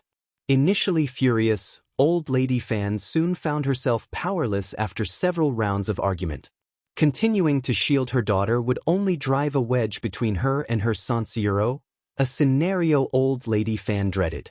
Her expression darkened, and she remained silent. Fan Ruyan excelled at manipulation and sophistry. In terms of logic, she couldn't hold a candle to her. No matter how vehemently she argued she was aiding Qiao Xian or that Qiao Xian was being petty, it wouldn't change the fact that she had offended the prefect's wife, potentially putting the Fan family in jeopardy. It fell upon her to rectify this mess. No one was obligated to come to her defense. In short, First Madame Fan and Second Mrs. Fan were prepared to resign this time. Chapter 1859. This must be Lord Xiao's counterattack. Of course, Fan Ruyan refused to admit fault and apologize. Instead, she resumed crying, lamenting how her brother and sister-in-law were cruel and heartless.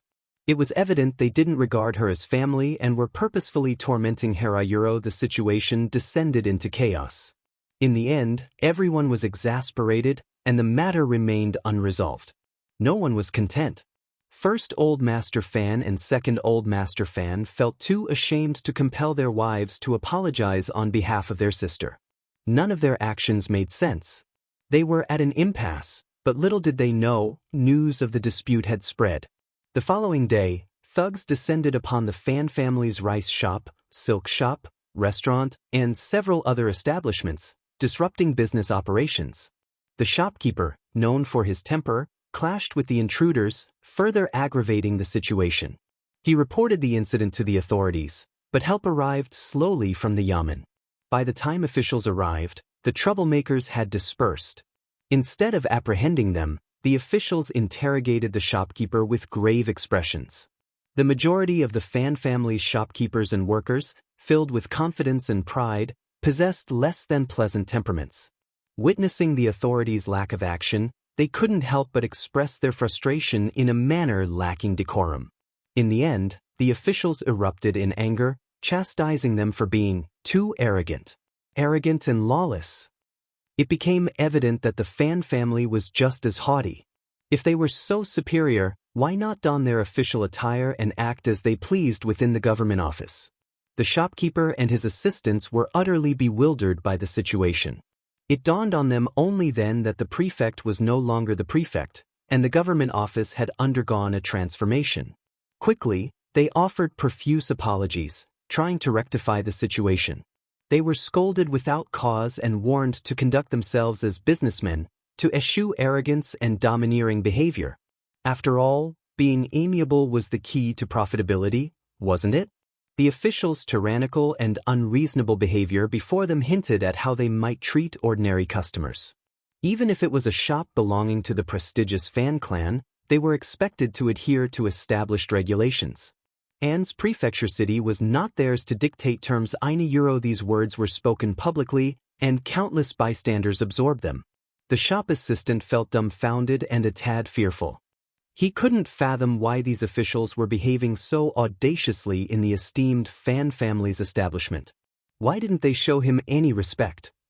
However, the shopkeeper grasped the gravity of the situation and grew uneasy. It was clear that the main branch had somehow offended the former prefect. This was ominous. Bowing deeply, the shopkeeper issued apologies, eager to usher the officials away swiftly. He dared not meet the gaze of onlookers or engage in hushed conversations. After entrusting the shop to his staff, the shopkeeper hastened to the Fan family residence to deliver his report. Still unaware of the events transpiring, the family needed to be informed promptly, regardless of the importance of the matter. They needed a strategy. Several other shopkeepers had the same notion. It felt somewhat awkward for everyone to convene at the main household. As they exchanged accounts of what had occurred, an air of unease settled over the group. The hearts of first Old Master Fan and second Old Master Fan sank. This was undoubtedly Lord Xiao's retaliatory strike. Madame Xiao had been mistreated and embarrassed, prompting Lord Xiao to launch a swift counteroffensive against the Fan family. Otherwise, it was too coincidental for those troublemakers to disrupt business at the Fan family's shops today. Dependent on the government for their livelihoods, those thugs wouldn't dare disregard the casual, indifferent hints from a constable. Chapter 1860. Clearly a troublemaker. Furthermore, highway robbery seemed to be a favored pastime for those scoundrels. It wouldn't do to air their dirty laundry in public. How could first Old Master Fan and second Old Master Fan confess to the shopkeepers that their sister had provoked Madame Xiao, leading to her retaliatory actions? All they could do was offer reassurance to the shopkeepers, urging them not to fret. If the issue wasn't significant, the Fan family would resolve it swiftly. However, to forestall any potential trouble, they would advise their employees to be more alert and proactive. Moreover, they should strive to avoid confrontation. If troublemakers showed up, they should be promptly escorted off the premises, regardless of the cost. Upon hearing this, the shopkeepers grew increasingly uneasy.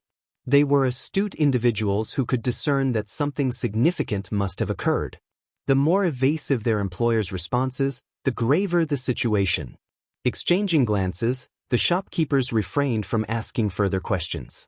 With the proprietors adopting such a stance, even if they inquired, they wouldn't receive the true reason. Thus, they resigned themselves to following their boss's instructions. Once the shopkeepers had departed, the expressions of the two old masters of the Fan family soured, their anger bubbling to the surface. How could this happen? Why are you so surprised? Second Old Master Fan cast a glance at his elder brother. That's Madame Xiao for you.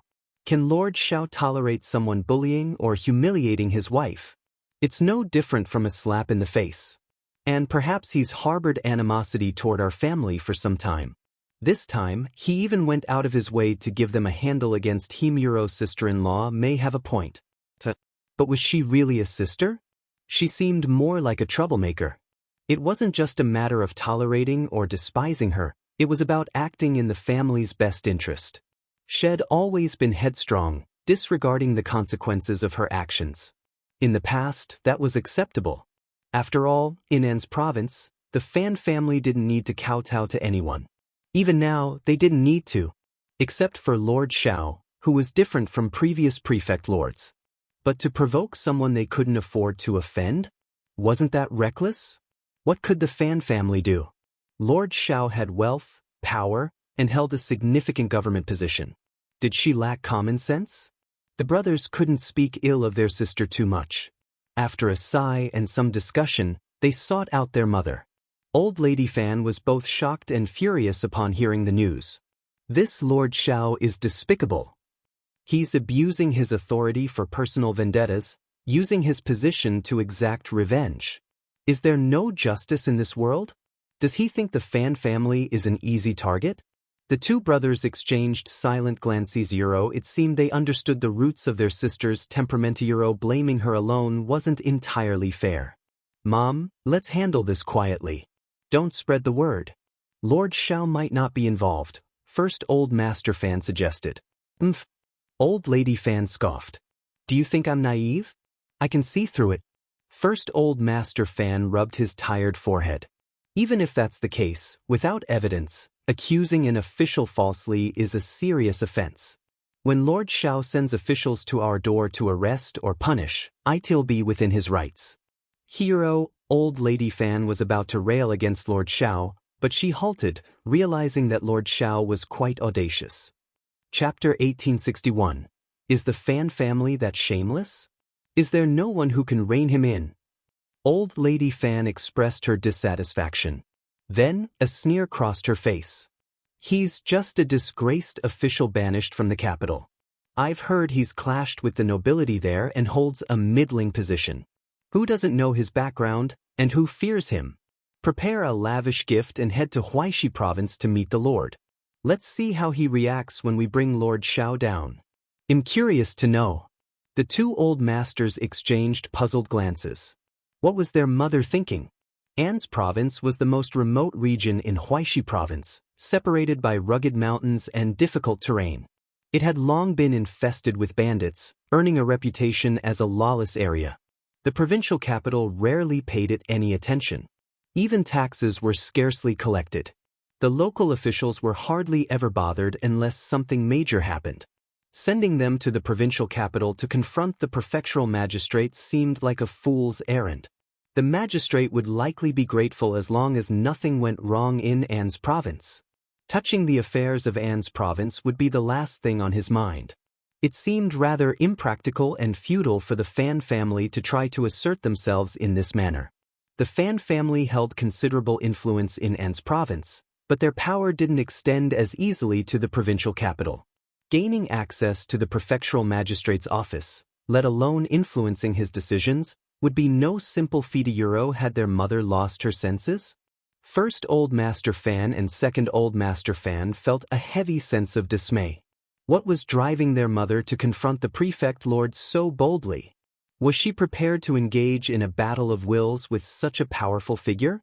Mother, we must consider this carefully, First Old Master Fan began, attempting to reason with her. Our family lacks the necessary connections with the prefect lord. It won't be easy to sway his decisions. We need to approach the situation with caution. Old Lady Fan's tone turned icy. I understand your concerns. You think him being meddlesome and rash. But can't you see that Prefect Xiao is deliberately targeting our family? First, he detained you, then he imposed a hefty fine. Madame Xiao is clearly stirring up trouble and using it as an excuse to interfere with our family's business. Do you truly believe that a mere apology will suffice? I agree, Second Old Master Fan interjected. This prefect seems incredibly vindictive. He won't be satisfied until he sees the downfall of our family. And he can easily find any excuse to target us. Why should we willingly subject ourselves to his bullying? You need to rein in your temper. Old Lady Fan bristled at her son's retort. Don't talk back to me. I mean no disrespect, Mother, Second Old Master Fan responded, undeterred. But let's be honest. We tried to keep this matter low-key, but it got out somehow. It's not surprising that we faced consequences. Besides, if Rian hadn't impulsively intervened at yesterday's banquet, things might not have escalated to this extent. Enough of your lectures. Old Lady Fan snapped. I apologize, Mother. I'll stay out of this matter as well, Second Old Master Fan conceded. But regarding your suggestion for Elder Brother to visit the provincial capital, I must dissent. It's not so simple to gain access to the magistrate's office. We risk only inviting further humiliation. Chapter 1862. I'm not going. This isn't just about humiliation. It's likely to cost us a considerable amount of money, with no guarantee of a favorable outcome. Prefect Xiao may be reasonable, but who knows what kind of person the Lord Prefect is? Remarked Second Old Master Fan, expressing his concerns. Old Lady Fan's anger flared. Are your wife behind this? How dare you speak to me like that? You ungrateful son. The accusation caught Second Old Master Fan off guard. Mother, what are you implying? I haven't discussed this matter with her at all. And she wouldn't have the audacity. Old Lady Fan sneered, suspicion evident in her eyes. Behind my back, who's to say you aren't plotting against me? Second Old Master Fan fell silent, his expression darkening. Attempting to diffuse the tension, First Old Master Fan interjected, Mother, let's focus on the issue at hand. Old Lady Fan fixed him with a stern gaze. Are you blaming me now? Are you and your brother teaming up against me? First Old Master Fan. For the first time, the brothers felt that their mother was really senile and could not communicate at all. First Old Master Fan realized that appeasing Xiao Yunduan was crucial to protect the family's interests. He understood the delicate balance between maintaining their dignity and avoiding further conflict with the prefect's office. Despite his mother's stubbornness, he knew he had to act swiftly to address the situation before it escalated further. Sending someone to apologize to Qiao Xian was a necessary step to mitigate the potential repercussions on their business. In the face of Xiao Yunduan's influence and power, it was essential for the Fan family to navigate the situation carefully. Failure to do so could result in dire consequences for their livelihood and reputation. Therefore, despite the internal disagreements and tensions within the family, First Old Master Fan remained resolute in his determination to find a solution and protect the family's interests. Fan Ruyan's insistence on not going to apologize added more tension to the already strained situation. Her tears and accusations only fueled the frustration of her family members, who were growing increasingly exasperated with her behavior. Realizing that their attempts to reason with her were futile, the two old masters of the Fan family resorted to stern measures, threatening to physically compel her to fulfill her obligation. This ultimatum left Fan Ruyan feeling trapped and helpless, further intensifying her emotional turmoil. Desperate for support, Fan Ruyan sought solace from her mother, hoping for intervention. However, to her dismay, the family's servants intervened, preventing her from seeking refuge with Old Lady Fan and effectively isolating her from potential support. In this volatile atmosphere, tensions ran high, and the resolution of the conflict seemed increasingly elusive. Fan Ruyan's realization of her brother's seriousness struck her deeply, prompting a surge of shock, anger, and resentment. Her cries and accusations were fueled by a sense of betrayal and abandonment, as she felt her brothers had prioritized their wives over their own family. For the brothers, these accusations were not entirely new. They had heard similar complaints from Fan Ruyan in the past, but they had dismissed them as mere grievances. However, in this moment, they couldn't help but wonder if there was truth to her words. The weight of Fan Ruyan's accusations pierced through their hearts, leaving them feeling a chilling sense of realization. They began to question whether their past efforts to support and protect her had been in vain, and whether their kindness had indeed been taken for granted. Chapter 1863. Seeing Gustav, Fan Ruyan reluctantly bowed her head, feeling the weight of resentment heavy upon her shoulders. Accompanied by First Madame Fan, she trudged toward the backyard gate of the state office. Though the entrances were unguarded, Qiao Xian's indifferent demeanor made their passage tense. As First Madame Fan exchanged pleasantries with Qiao Xian, Fan Rian's countenance remained clouded with distress. Ignoring her sister-in-law's attempts to prompt her, she trailed behind with a sullen expression. Internally, First Madam Fan seethed with frustration. She recognized Fan Rian's ploy to manipulate her into speaking on her behalf, a tactic she found repulsive. Determined to reveal the truth to her patriarch, First Madam Fan resolved to confront the situation head-on. With a forced smile masking her irritation, she gently nudged Fan Rian forward, her voice laced with feigned congeniality. "Remember your plea at home? You implored me to accompany you and extend apologies to Madame Xiao. Yet here you stand, silent. Why this sudden reticence?" Caught off guard, Fan Rian shot a brief, accusatory glare at her sister-in-law. She begrudgingly faced Xiaoxian, swallowing her pride. "Madame Xiao, please accept my sincerest apologies for my misguided actions the other day. I regret my words in defense of Mrs. Guan, which undoubtedly caused you distress. Silence." Xiaoxian interjected, her voice dripping with disdain. "What exactly do you think you're accomplishing here? Are you here to offer apologies, or to cast aspersions on my character? Do you take me for a fool, attempting to deceive me with hollow words? Madame Xiao, please, you've misunderstood." First Madame Fan interjected desperately, attempting to defuse the escalating tension. "She's simply not eloquent. We sincerely came to offer our apologies today. Please forgive us." "Sincerity?" Xiaoxian scoffed. "Your sincerity is as empty as your words. Take your gifts and leave. I won't entertain such insincere apologies." "Li Xia, Li Qiu, escort our guests out," she commanded coldly. "Madame Xiao, please reconsider your oath," First Madame Fan pleaded, but her words fell on deaf ears as Li Xia and Li Qiu ushered them out, their expressions reflecting their displeasure. Humiliated and enraged, First Madame Fan couldn't contain her fury any longer. As they boarded the carriage, her frustration boiled over, and she delivered a resounding slap to Fan Rian's cheek. Fan Rian recoiled in shock, her eyes wide with disbelief. Enough!" First Madame Fan snapped, her finger pointed accusingly. "This is all you're doing. If harm befalls the Fan family, it's because of your reckless words. You've brought nothing but chaos upon us. I knew this day would come." Fan Rian winced as she clutched her stinging cheek, her gaze fixated on First Madame Fan with seething resentment. Once, she would have erupted in fury, retaliating against First Madame Fan with all her might. Yet today, an inexplicable restraint held her back. This newfound inhibition only fueled the flames of hatred burning within her. Observing Fan Rian's smoldering glare, First Madame Fan's anger flared even hotter. With another forceful blow, she spat out coldly, "You dare to hate me? What right do you have? You, the very source of the Fan family's troubles." Fan Rian's trembling intensified, torn between her raging impulses and a newfound fear. The echoes of her inner turmoil reverberated, screaming for vengeance, yet she couldn't muster the courage to act upon them. She was paralyzed by her own apprehension, her impulses silenced by a chilling dread. Chapter 1864. The Fan family is indeed dead. First Madame Fan paid no heed to Fan Rian's protests as she retreated to the safety of the mansion.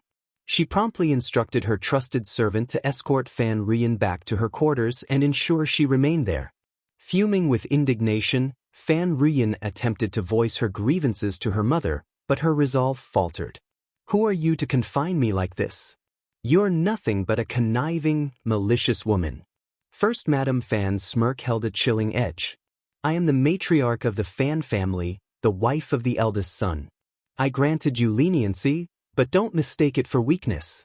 What entitlement do you have to raise your voice against me? A malicious woman like you has no right to lecture me. Your lack of manners is appalling. You dare Euro." First Madame Fan's retort was cut short as she motioned for the servants to remove Fan Rian. "Escort her away and ensure she's kept in check. If you fail, don't expect any leniency from me." The servants, startled by the exchange, swiftly complied. They understood that despite Fan Rian's status, First Madame Fan held the authority as the rightful mistress of the Fan family. Meanwhile, First Madam Fan approached First Old Master Fan with a somber expression, recounting the events with a sense of dismay. Upon hearing her account, First Old Master Fan's temper flared. He couldn't help but question his decision to allow Fan Rian to apologize. It seemed she had transcended mere stubbornness and ventured into sheer folly. How could they possibly save face for Madame Xiao? Li Xia and Li Qiu fumed in the east courtyard of the prefect's residence, their voices laced with indignation. Qiao Xian's smile was tinged with satisfaction. It appears the downfall of the Fan family is inevitable. With Fan Ruyan's abrasive demeanor, it was no surprise how many enemies she had accrued over the years. She seemed destined for comeuppance. The Fan family, though esteemed in An's province, was not without its transgressions. Their reputation for fairness was dubious, especially with Fan Ruyan's involvement. Xiao Yunduan and Qiao Xian felt little remorse about taking action against them. Their vendetta against the Fan clan would serve as a cautionary tale. In contrast, Mrs. Guan, despite her own troublesomeness, exercised more discretion. Following the banquet debacle, she wisely refrained from stirring further trouble.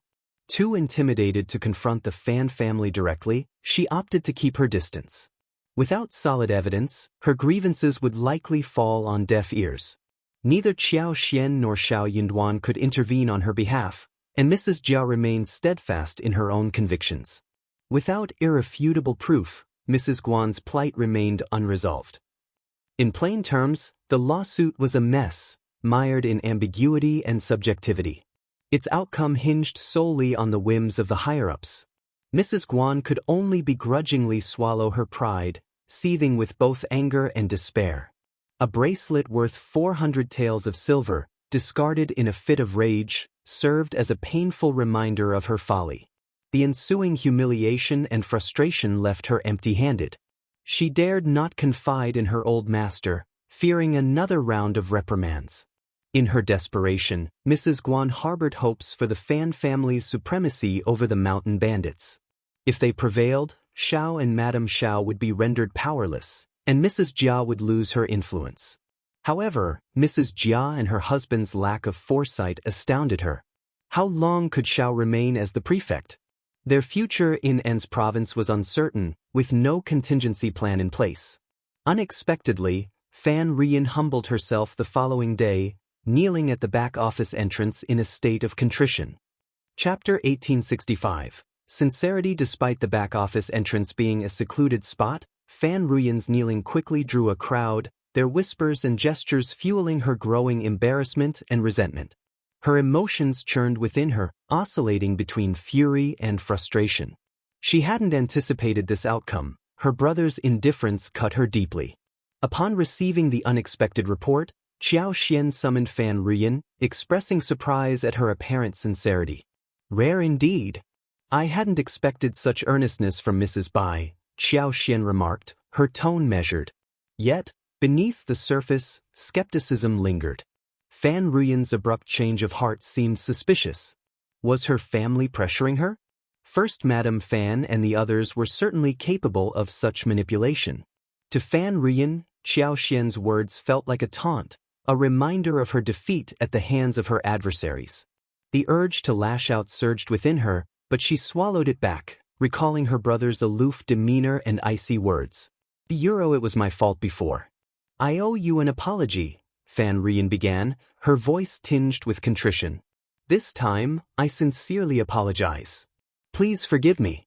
Xiao Xian regarded her with a cool gaze, her response measured. I can discern sincerity, Mrs. Bai. Today, you have shown respect, and that is a form of sincerity. Acknowledging your mistakes is commendable. But be mindful of your actions and words in the future. Another misstep will have consequences. Qiao Xian remained seated as Fan Ruyan knelt, enduring the humiliation of her reprimand in silence, her fists clenched tightly as she hung her head in resignation. Feeling a simmering indignity, Fan Ruyan interpreted Xiao Xian's words as a tacit agreement to her chastisement. But it was too much. Xiao Xian's smile was indifferent as she dismissed Fan Ruyan. Enough. Rise and depart. This matter is concluded. Take your gift with you. It matters little to me. Without a word, Fan Rian complied and exited, escorted by Li Qiu. His demeanor, however, was frosty as he issued a thinly veiled warning. Our madam is merciful and compassionate. Another wouldn't have let you off so easily. Mrs. Bai, why the hostility? Isn't it ill-fated? Fan Rian's glare bore into Lycius, her patience wearing thin. Why should she tolerate the judgment of a mere servant? Lycius' sneer only stoked her ire. And who are you to judge me?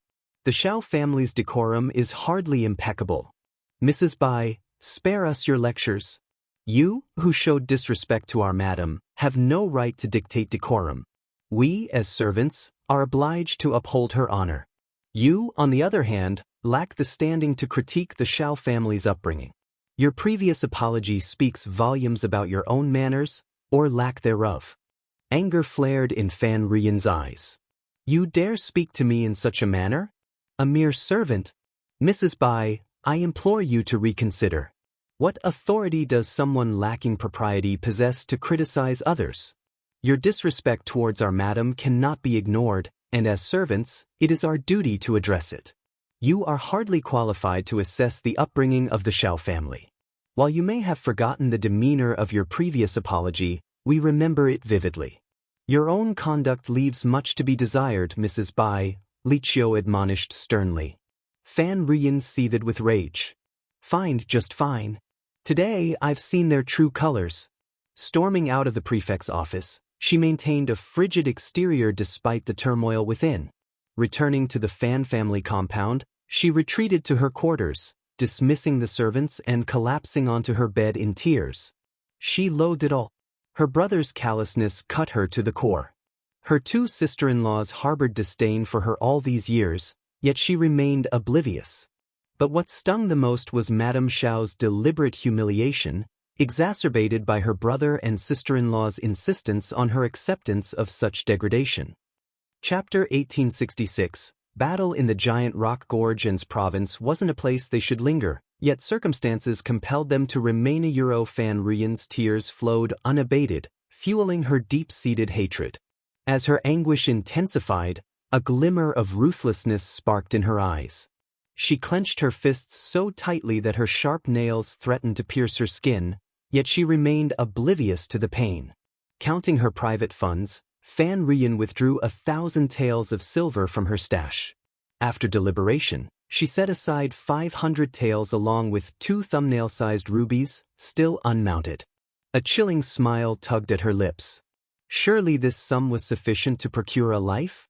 Furthermore, with Lord Xiao's unyielding stance against the bandits, their retaliation was inevitable. By expediting their attack with additional funds, she hoped for the demise of Xiao Yunduan and Xiao Xian. At least one of Fan Rian swiftly dispatched her funds to the key figures of the Tiger Head tribe.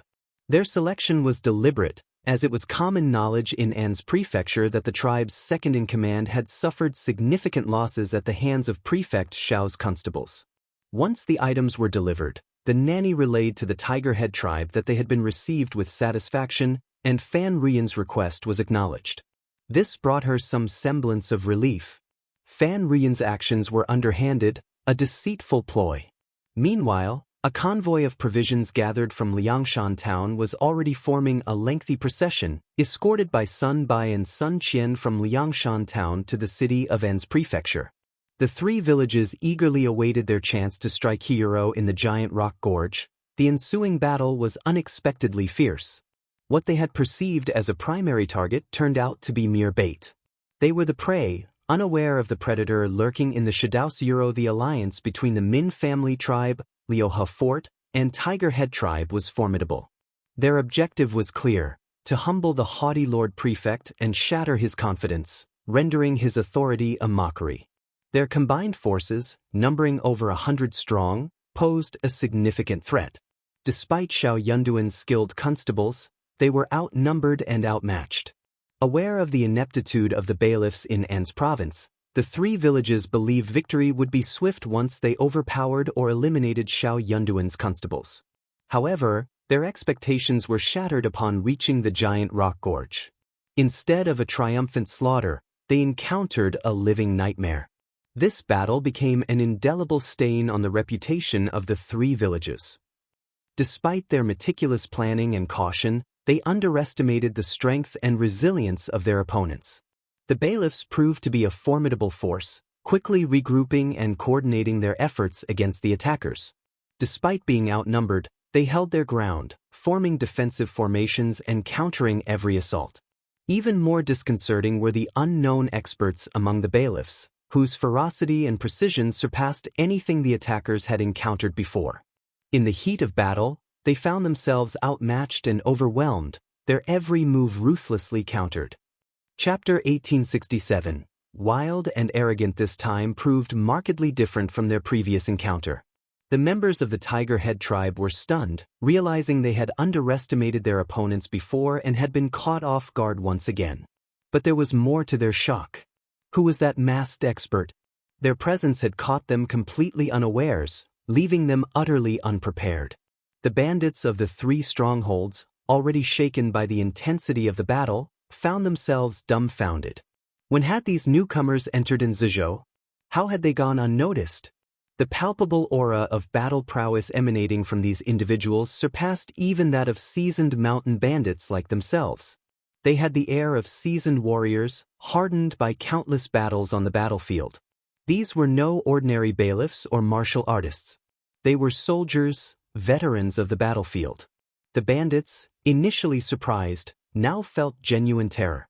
What formidable force had they provoked? It became evident why Xiao Yunduan exuded such audacity and pride. As their comrades fell around them, the remaining mountain bandits dared not continue the fight. With panicked whistles, they scattered and fled. Their escape, however, was short-lived. Ambushed along their route, they found themselves facing a small but skilled group of adversaries. Despite their best efforts, the bandits were swiftly overwhelmed and scattered in defeat. At the conclusion of the battle, only a scant dozen managed to stagger back to their village, their ranks decimated and their spirits shattered. Panic and fear gripped every survivor, their sorry state a testament to the ferocity of the conflict. Second in charge Chao, esteemed leader of the Tiger Head tribe, fell victim to the chaotic flurry of swords. The third in charge of the Min family tribe and the second in command of Liuhe Fort were apprehended by the officials, while the remaining small leaders who failed to escape met their end on the battlefield. As the defeated soldiers retreated in disarray, the leaders of the three villages convened in the intermediate Tiger Head tribe, nearest to the giant rock gorge. Eager anticipation filled the air as they awaited news of the battle's outcome, their hearts buoyed by hope. Unexpectedly, they received shocking news that made them feel as if they were in a dream. It was like a bolt from the blue. Everyone was stunned by this news. So much so that his eyes and mouth were wide open, and he stood there in a daze for a long time. Second brother, how is it possibly Euro? I don't believe it. How can that dog official's subordinate be so capable? The third in charge of Tiger Head tribe shouted angrily with a pale face. He suddenly grabbed a man who had escaped and punched him twice. He grabbed him and asked sternly. Then he was scared out of his wits. He stuttered and trembled, but he did not dare to Liuro. There was no way he could lie about such a thing. In the end, the third in charge kicked him away, dumbfounded. The others weren't any better. The atmosphere in the rough intermediate hall was oppressive, angry, and sad. How dare you? If I don't take revenge, the heavens won't tolerate it. Revenge! Revenge! Everyone was furious. After a round of cursing, the third in charge of Tiger Head tribe angrily wanted to bring people down the mountain to take revenge. It was not easy for everyone to persuade him. Of course, revenge was imperative. However, the challenge lay in devising a plan for vengeance. Moreover, with members of the Min family tribe and Liuhe Fort captured and imprisoned in the state government prison, their priority was their rescue. They needed to secure their release before seeking revenge. Otherwise, if their enemies decided to retaliate by harming or killing the captives, their efforts would be in vain. The third in charge of Tiger Head tribe wore a grim expression. Though reluctant, he had no choice but to heed the necessity of saving their comrades. Given that this operation was a joint effort among the three clans, he couldn't act unilaterally. Furthermore, Both the Min family tribe and Liuhe fort held greater power than Tiger Head tribe, making it unwise to provoke them unnecessarily. Chapter 1868. Afraid of taking action, the third in charge of the Tiger Head tribe seethed with resentment and fury. I believe the dog officials will undoubtedly use them as bait. How do we rescue this individual? Storm the prison? I won't object, no matter what course of action you propose. His words dripped with bitterness and ire, causing the faces of everyone present to darken. Storming the prison was out of the question. The defenses at the giant rock gorge were meticulously laid out, and their forces had been decimated in their previous attempt. They couldn't even dream of infiltrating enemy territory. The recent defeat had been devastating, particularly for the Tiger Head tribe, which had already suffered significant losses before. Second-in-charge Chao's retaliatory expedition had only worsened their plight, costing him his life and leaving only 2 survivors from the tribe. With more than 2/3 of their elite warriors gone, the notion of breaking into the prison was ludicrous. Despite their reluctance to accept it, they had to acknowledge their limitations. Their actions knew no bounds. While avenging the fallen second-in-charge was a daunting task, their initial response was brutal and easy, a spree of massacre and pillage. They didn't dare breach the walls of An's city or confront Xiao Yunduan directly, but unarmed villagers were fair game in their eyes. To them, the villages were mere lambs waiting to be slaughtered. They could take lives at whim, as many as they pleased, with the government powerless to stop them. Their violence and plunder knew no bounds. Yet, they made sure to leave a few villagers alive, spinning a tale of retribution against the lord of the prefect. They blamed him for the calamity, citing his vicious actions against their brethren as justification for the villagers' suffering and demise. For years, peace had prevailed. But with the arrival of the lord of the prefect, disaster followed. They argued that to reclaim tranquility, the lord of the prefect must be driven away. Otherwise, unless he possessed the means to eradicate them all, they would endure endless torment, a cycle of harassment, pillage, and bloodshed. The specter of revenge would be looming over every resident of An's province. Should such an atrocity occur, those displaced citizens would undoubtedly harbor deep animosity towards Xiao Yunduan, leaving him in a precarious position. In response, influential families would clandestinely unite, potentially preventing Xiao Yunduan from assuming the role of prefect altogether. He might face severe censure and accusations of recklessness, accused of disrupting the delicate local equilibrium without considering the consequences. His eagerness to make a mark had led to a catastrophic loss of life and untold suffering. Yet, amidst the chaos, survivors from the Min family tribe and Liuhe fort languished in captivity. Should the Tiger Head tribe unleash their vengeance upon the populace, these captives would surely suffer as well. A scenario intolerable to the Min family tribe and Liuhe fort. The Tiger Head tribe couldn't afford such Machiavellian schemes. The leader of the Tiger Head tribe sneered with sinister intent. We have options aplenty. With careful planning, not only can we rescue our kin, but we may also exact retribution upon that vile official. Didn't that official recently welcome a son into the world? Perhaps we should visit his wife and child with our wrath. Brother Qing, what strategy do you propose? Waste no time in enlightening us, implored the Min family's leader. Chapter 1869. Method. Brother Qing spoke up. That woman from the Fan family reached out to us just 2 days ago. Let's seek her out once more. And Deputy Prefect Guan is known to be approachably. His words left everyone stunned, but gradually, their eyes sparkled with understanding. The news of the bloody skirmish at Giant Rock Gorge quickly permeated An's prefecture city. While the common folk rejoiced, the various families trembled in fear, resigned to accepting the grim reality. Among them, those who had once dallied with the mountain bandits in clandestine dealings felt a shiver of apprehension, like birds startled by the twang of a bowstring.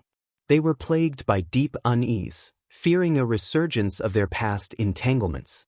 Previously, they hadn't dared to underestimate the lord of the prefect, recognizing his capabilities and refraining from provoking him lightly. Now, their reverence for him swelled from the depths of their souls. Yet, the most rattled by these events were the members of the Fan family.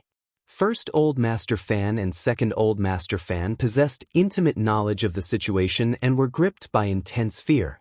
Even Old Lady Fan, typically stubborn and eager to undermine Xiao Yunduan, remained conspicuously silent on the matter. Fan Ruyin never imagined that the Tiger Head tribe would come knocking at her door. They tasked her with arranging for Madame Xiao to leave the city and notify them once the date was confirmed. Fan Ruyin felt a twinge of fear. While she wished ill upon Xiao Xian, she balked at direct involvement in such matters. She had already expended considerable sums when initially declining their proposition. Having paid the Tiger Head tribe, she expected them to fulfill their end of the bargain. Why should she be dragged into this personally? Yet, could she reason with the Tiger Head tribe? By willingly engaging with them, she had unwittingly entangled herself, akin to crossing the Rubicon and now seeking to backtrack. But this wasn't her decision to make. The tribe employed both subtle persuasion and coercive tactics. Refusal might invite dire consequences. Even as a member of the prestigious Fan family, one of the region's 3 major clans, she recognized the tribe's ability to deal with an ordinary individual like herself. Fan Ruyin was both shocked and incensed, yet she dared not defy the Tiger Head tribe's demands. Only now did she grasp the formidable force she had provoked. Initially, she had rationalized the bandits' actions as born of necessity, believing them to possess innate goodness. But now, faced with their coercion, she felt a pang of regret, wishing ill upon Xiao Xian. Forced by the tribe's pressure, Fan Ruyin humbled herself, reaching out to reconcile with her sister-in-law and second sister-in-law. First Madame Fan and second Mrs. Fan were taken aback but soon recognized her newfound contrition. Though her demeanor remained somewhat awkward, it marked a significant improvement. Previously, she would never have initiated such gentle and polite conversation with them. Feeling both relieved and moved, the 2 madams of the Fan family contemplated how they could have altered their approach years ago, realizing that persuasion, not confrontation, might have been more effective. Their sister-in-law's lack of repentance and escalating recklessness had dragged the Fan clan towards an irreversible path of ruin. Having made amends with her sister-in-laws, Fan Ruyin seized the opportunity to extend an invitation to Xiao Xian. I admit fault for the incident at the banquet. It was a grave mistake, and I deeply regret its consequences.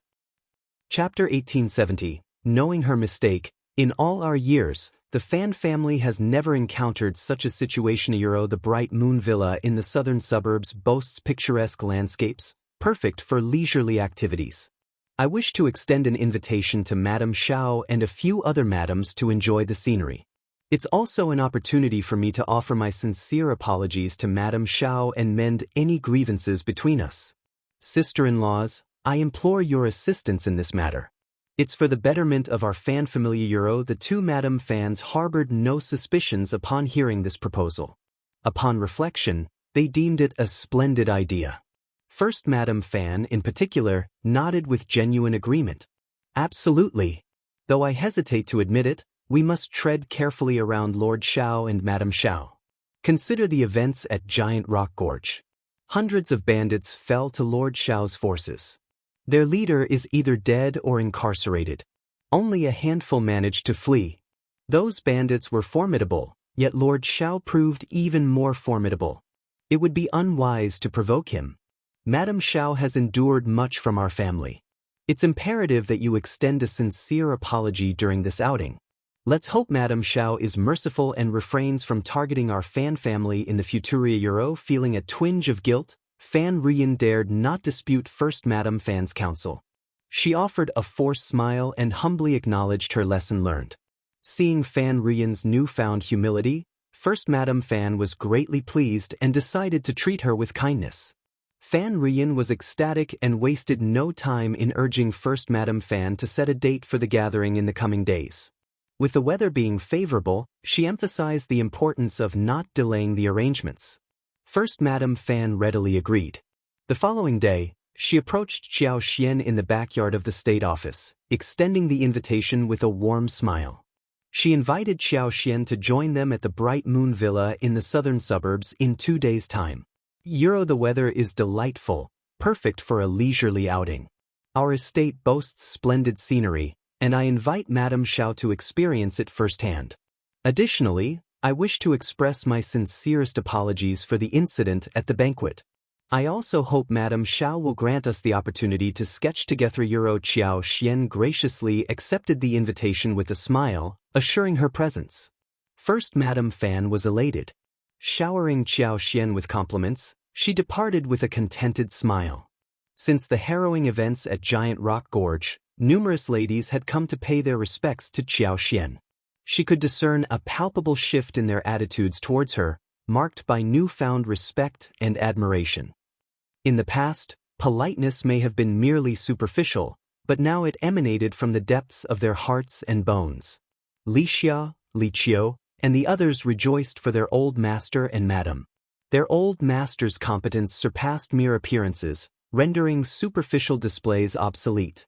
They dared anyone to belittle their madam. Henceforth, upon Xiao Yunduan's return for lunch, Xiao relayed first Madame Fan's invitation to venture outside the city for scenic enjoyment and a visit to their estate. Xiao Yunduan's expression soured. The Fan family knows no bounds. Inviting you out of the city for a leisurely excursion, I can't fathom their intentions. Don't entertain it. His wife wasn't naive. Even within the city limits, Xiao Yunduan couldn't assert complete safety, let alone venture beyond its walls. Having decisively quashed the village's arrogance this time, inflicting heavy losses and debilitating their strength, he knew they would harbor intense animosity. Chapter 1871. Apologize and treatment. Now was the time for strict vigilance, raising their guard to the utmost level. They couldn't afford to let their defenses waver in the slightest. Xiao Yunduan was adamant about safeguarding his wife. Having tasted the anguish of almost losing her once, he refused to endure it again. I don't trust the Fan family's intentions. Let's not be swayed. Bright Moon Villa can wait. Well, go wherever you wish after we've dealt with the bandits, he declared, a smile on his lips. Inwardly, Xiao sighed. She yearned to accept the invitation. Even her husband's caution couldn't deter this opportunity that had presented itself. On the day of the Giant Rock Gorge incident, she had fervently wished to go. Disguised, who would recognize her as the prefect's wife? With her presence, victory would have been assured, and none of the enemy would have escaped. No one would slip through her grasp. But she couldn't risk it. As the prefect's wife, venturing to such places was out of the question. Thus, she could only await news anxiously in the government office alongside Xiao Yunduan, who shared her apprehension. Thankfully, her hopes weren't dashed yet. This time, an opportunity had presented itself directly to Xiao Yunduan's doorstep. Naturally, he felt compelled to seize it. Xiao tugged at Xiao Yunduan's sleeves, pleading, "Husband, please let me go. I can have a Yi accompany us with some men. Those mountain bandits won't stand a chance if they dare to show themselves. And with prisoners in the state office's jail, they wouldn't dare to make a move. Come on, let's see if the Fan family is human or ghost." Xiao Yunduan's brow furrowed. No, it's too perilous. There's undoubtedly something amiss with the Fan family's invitation. Stop insisting. I won't allow you to take such a risk. Xiao Yunduan couldn't shake the feeling that the Fan family's invitation harbored ulterior motives. Xiao Yunduan couldn't afford to believe that the Fan family's intentions were purely benevolent. In a place like An's province, trusting all the prominent families was a risk he couldn't take. Anyone could have been in league with the mountain bandits, driven by coercion or fear of past grievances resurfacing. Xiao longed to confide in him about her unique abilities, but she held back. The prospect was too daunting. She didn't want her husband to view her differently from now on. Despite Xiao's pleading and various attempts to sway him, Xiao Yunduan remained steadfast in his refusal to let her go. Disappointment and discontent clouded Xiao's expression. Xiao Yunduan, torn between amusement and frustration, embraced her tenderly, attempting to console her. "Darling, I promise to accompany you on a trip next spring, when the centaurea blossoms and the landscapes are resplendent. Isn't that scenery more enticing? I've already devised a plan to apprehend the remaining mountain bandits before the new year. They won't linger until then. Just be patient." Xiao was at a loss for words. Was her disappointment solely due to missing out on the scenery? It wasn't merely about that, though she did enjoy venturing into the mountains in search of treasures and game. It was something more profound. She yearned to share his burdens and actively contribute to significant endeavors. It felt like an immense waste to sideline her talents. Xiao Yunduan had confidence in Ai's prowess. With a handful of skilled followers and in the Fan family's territory, he doubted the Fan family would openly collude with the mountain bandits. With proper precautions, he believed nothing would go amiss. Chapter 1872. Secretly going unable to sway Xiao Yunduan, Xiao Xian resigned herself to taking action first and informing him later. With Xiao Yunduan preoccupied by the ongoing efforts to capture the remaining bandits and maintain order in An City, the government office buzzed with tension and urgency. Countless discussions and meetings filled the days. Hence, Xiao Xian instructed the nanny to look after her son, claiming she was going shopping in the streets. In reality, she departed the city with Mian Mian and Yi, heading for Bright Moon Villa. While bringing Yi along wasn't paramount, it would undoubtedly reassure her husband if he knew. Bright Moon Villa bustled with activity that day. Early in the morning, First Madame Fan and her sister-in-law, Fan Ruyan, arrived with their daughters in tow. Despite having meticulously prepared and even hosted a banquet to extend their apologies to Xiao Xian, they remained vigilant, lest any oversight sour her mood once more. For what if Xiao Xian construed any misstep as deliberate? They couldn't afford to tarnish their reputation. Despite their fatigue and worries, they remained committed to executing their tasks flawlessly. Throughout the morning, Fan Ruyan drifted in a daze, her mind wandering aimlessly. At one point, second Mrs. Fan had to urge her to speak louder, startling her in the process. Reflecting on this later, both First Madame Fan and Second Mrs. Fan berated themselves for failing to notice Fan Ruyan's obvious abnormality. They assumed her apprehension stemmed from concerns about Xiao Xian's acceptance of their apology. Realizing their earlier strictness might have instilled fear in Fan Ruyan, they felt a pang of guilt and sought to comfort her. "Sister, don't fret. Madame Xiao will surely accept your genuine apology. We're by your side, and you won't face this alone." That's right. Madame Xiao's agreement to come signifies her lack of intent to oppose the Fan family. I won't say much, but ever since Madame Xiao arrived in An's province, she hasn't exhibited any domineering behavior or deliberately made things difficult for anyone. Except for Mrs. Guan, of course. She brought it upon herself. Exactly. Fan Ruyan found no comfort in their words. She felt her sister-in-laws were too noisy, and their remarks made her feel like she was scolding a locust for no reason. Growing increasingly distraught, she responded with nonchalance, trying to calm her mind with casual indifference. Around 10:30, Xiao Xian arrived at Bright Moon Villa. The carriage pulled directly into the manor, prompting First Madame Fan and others to rush out to greet them. All the guests, aside from the Fan family hostesses, gathered to welcome Xiao Xian with smiles, displaying respect in their friendly demeanor. Noticing this, Xiao Xian felt a mixture of amusement and emotion. She was even prouder. Her husband's influence was so significant that he could finally command the respect of these people. However, this was just the beginning. The ordeal was far from over. This was the most critical moment, with no room for error. Chapter 1873. Can't dislike it, can't kill it. Xiao Xian, however, harbored a wish for the banquet to be less enjoyable, perhaps even attracting more bandits. Upon catching sight of Xiao Xian, a surge of both old and fresh resentment flooded Fan Ruyan's heart, momentarily eclipsing her anxiety.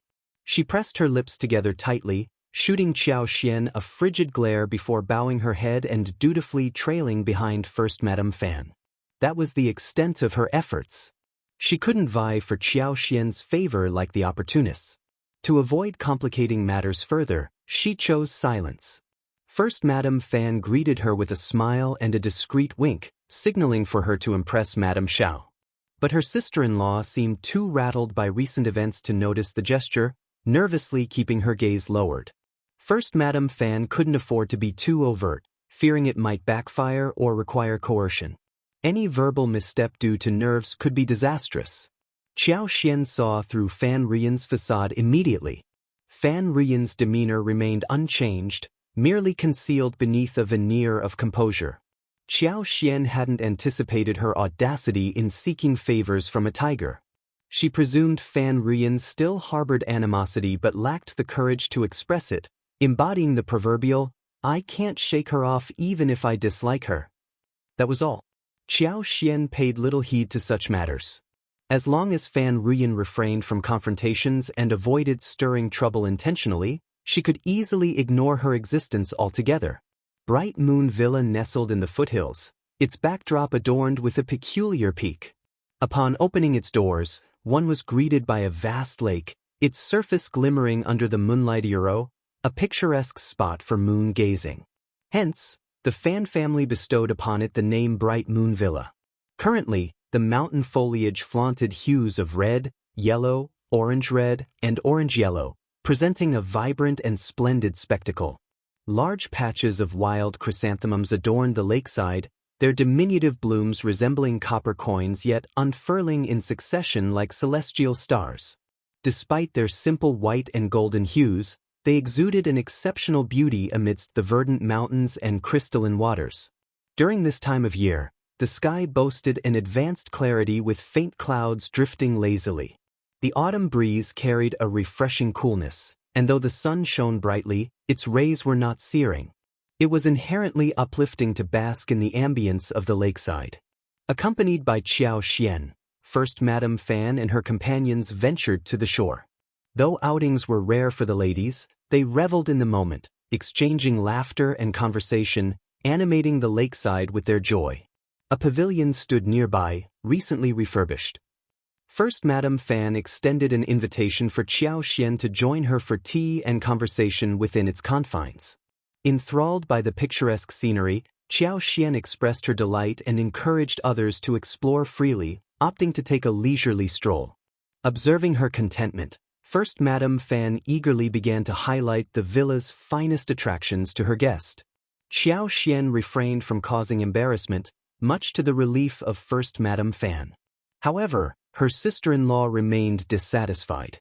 The sister-in-law, who had initiated the banquet with good intentions, now seemed as reticent as a mute gourd in the presence of Madame Xiao, keeping her head bowed and uttering not a word.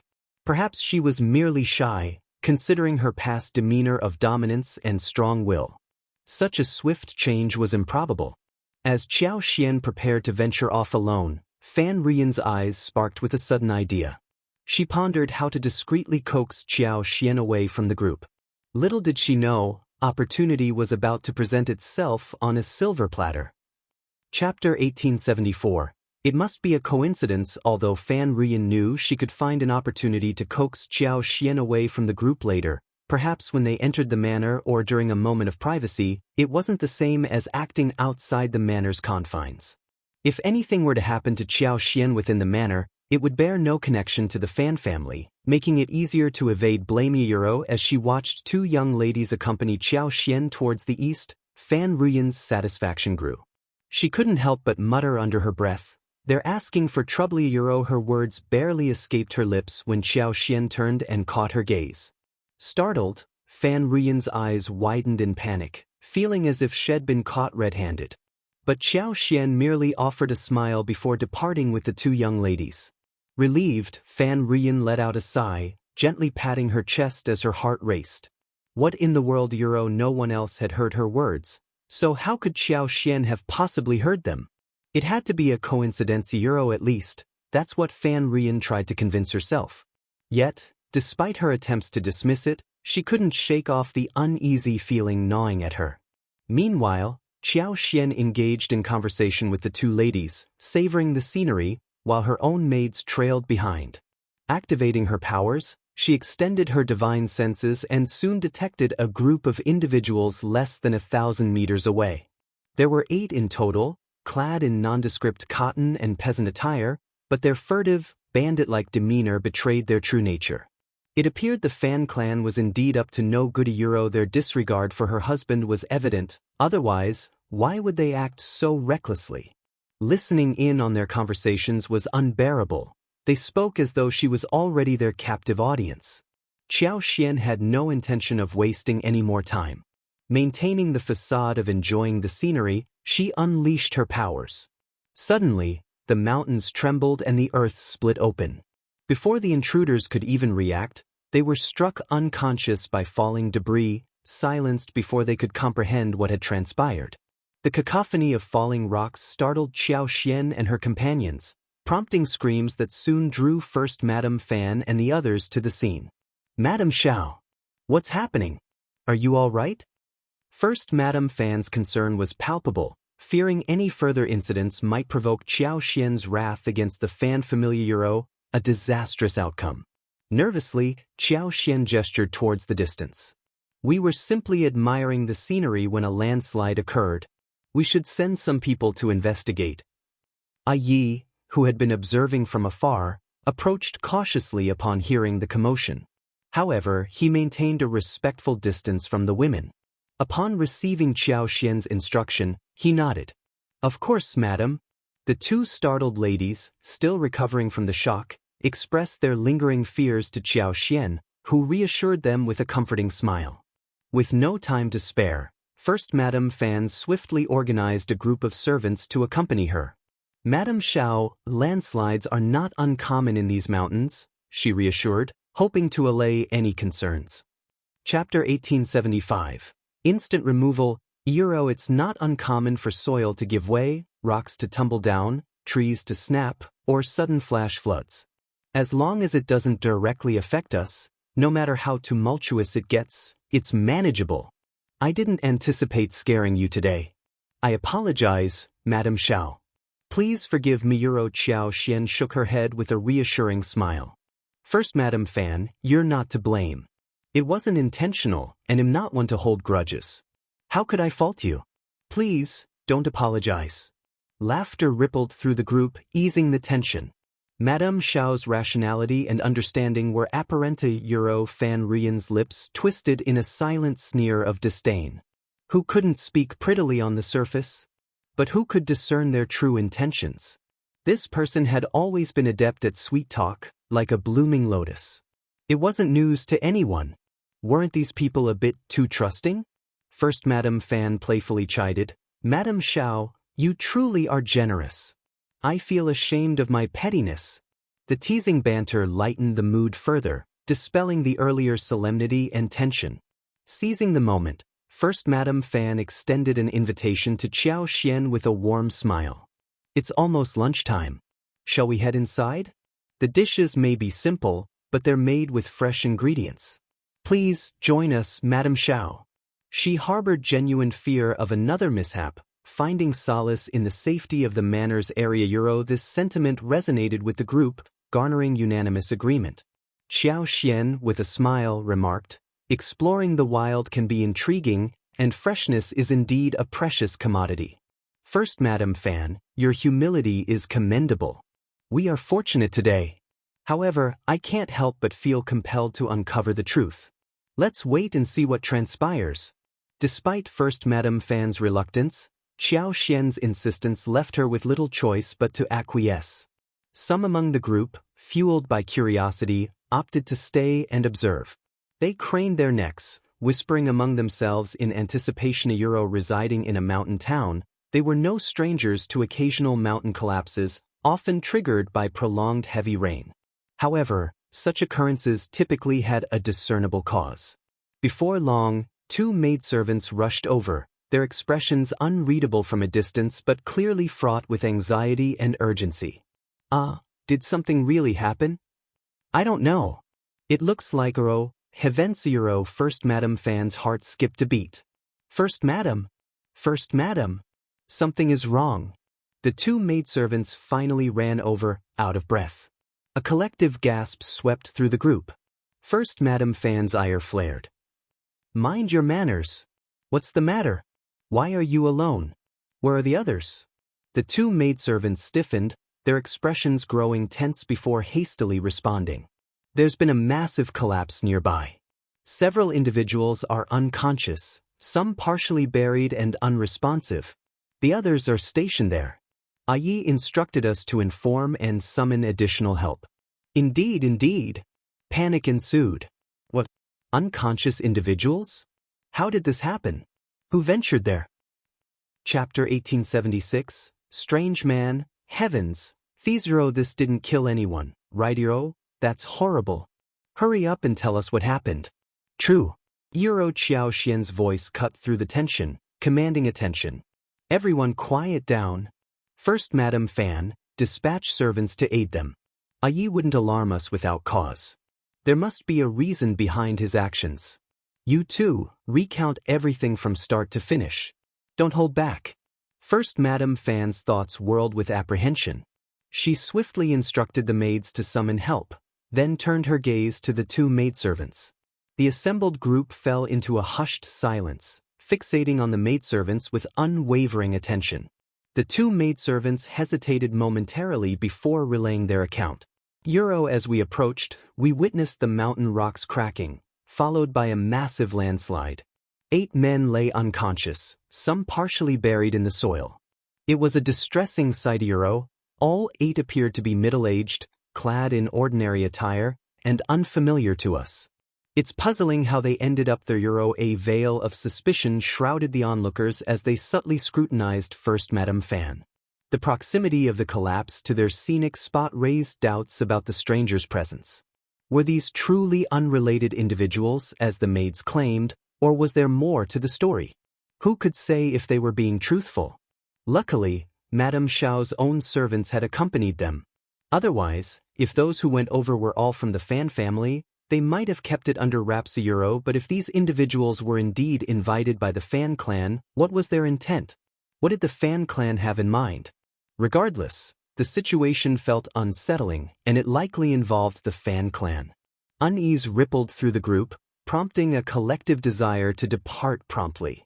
As long as the Fan clan refrained from meddling, it was tolerable. Observing the unease among the attendees, First Madame Fan couldn't help but inwardly lament. She wasn't concerned about others' opinions, but she fretted over Xiaoxian's suspicions. Madame Xiao, this is truly peculiar. We wouldn't dare deceive you. The Fan family is as unaware as you and the other ladies. Please don't worry. I'll provide you with a thorough explanation. Xiaoxian regarded her solemnly. I trust you implicitly.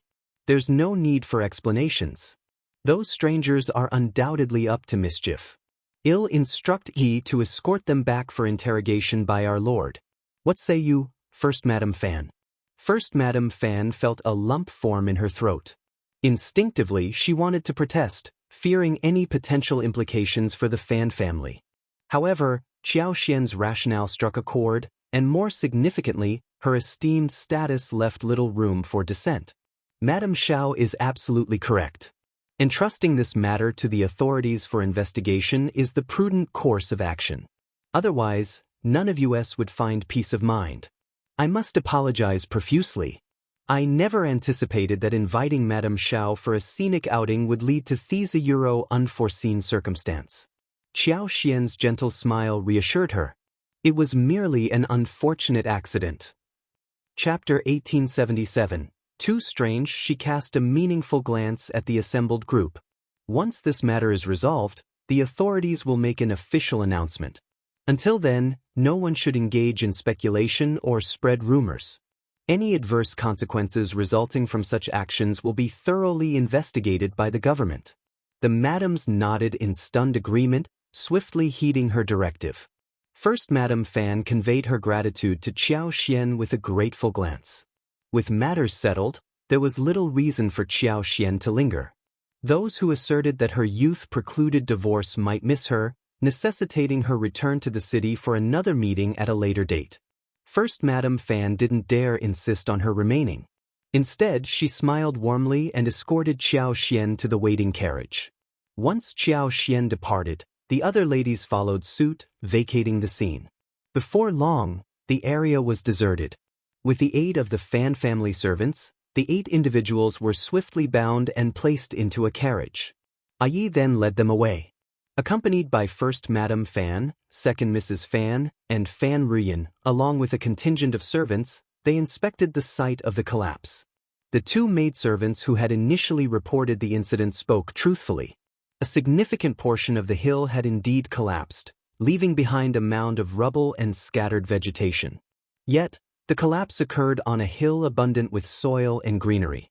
It seemed inexplicable that such a stable terrain would give way without cause.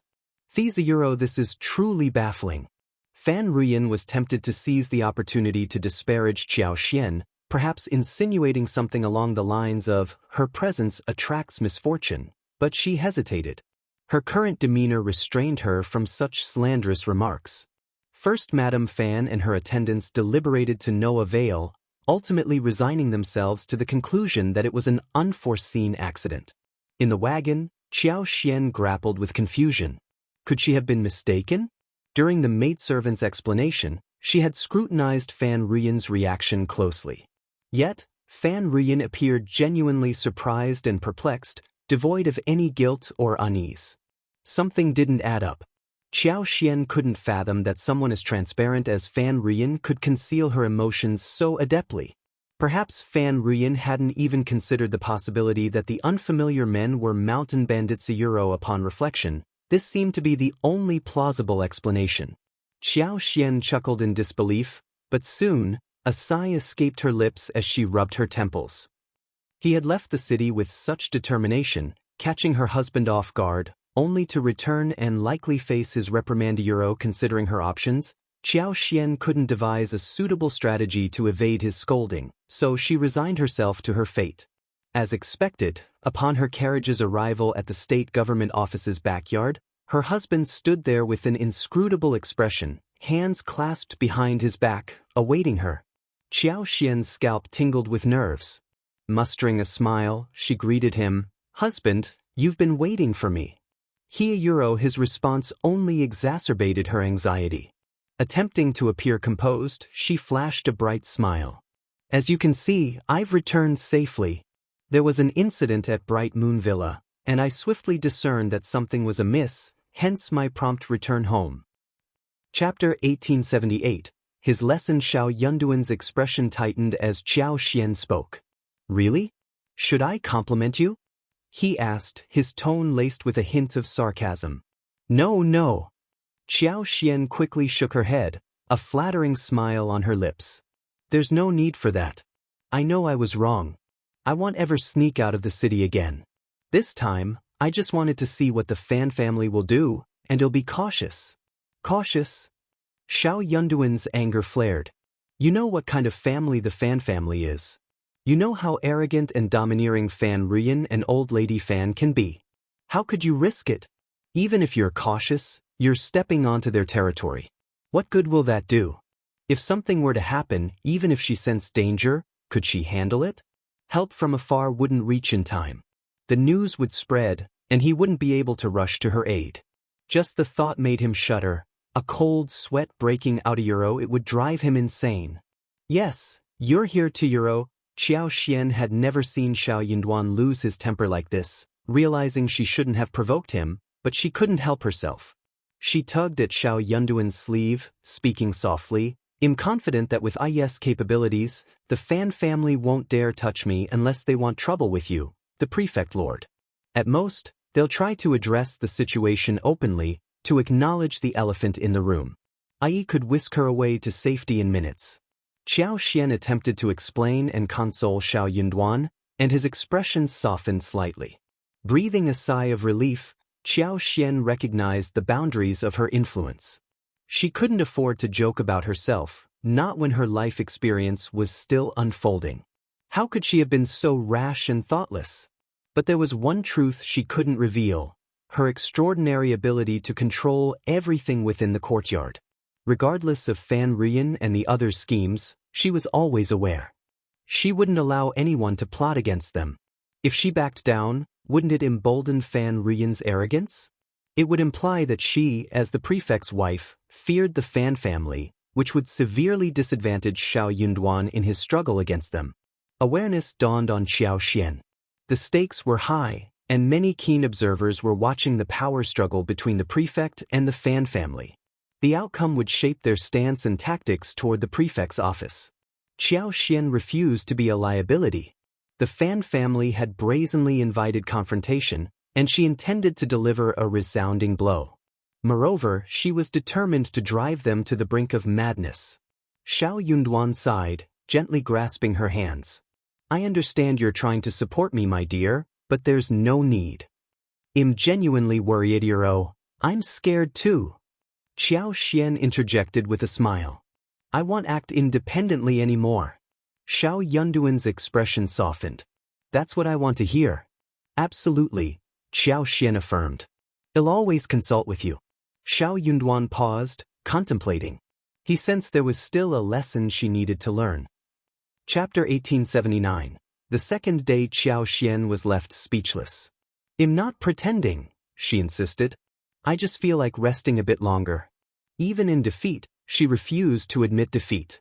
Despite his unreasonable behavior, she tried to see reason in it. Xiao Yunduan didn't argue, merely smiling.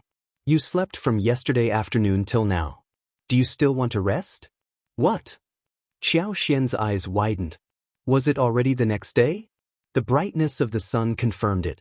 She realized her perception was skewed. Late autumn meant shorter days and longer nights. She had thought she slept for a significant period with the elder, but apparently not. Xiao Yunduan noticed her shock, his smile widening. Xiao Xian composed herself, refusing to give in. She couldn't let him think he'd won.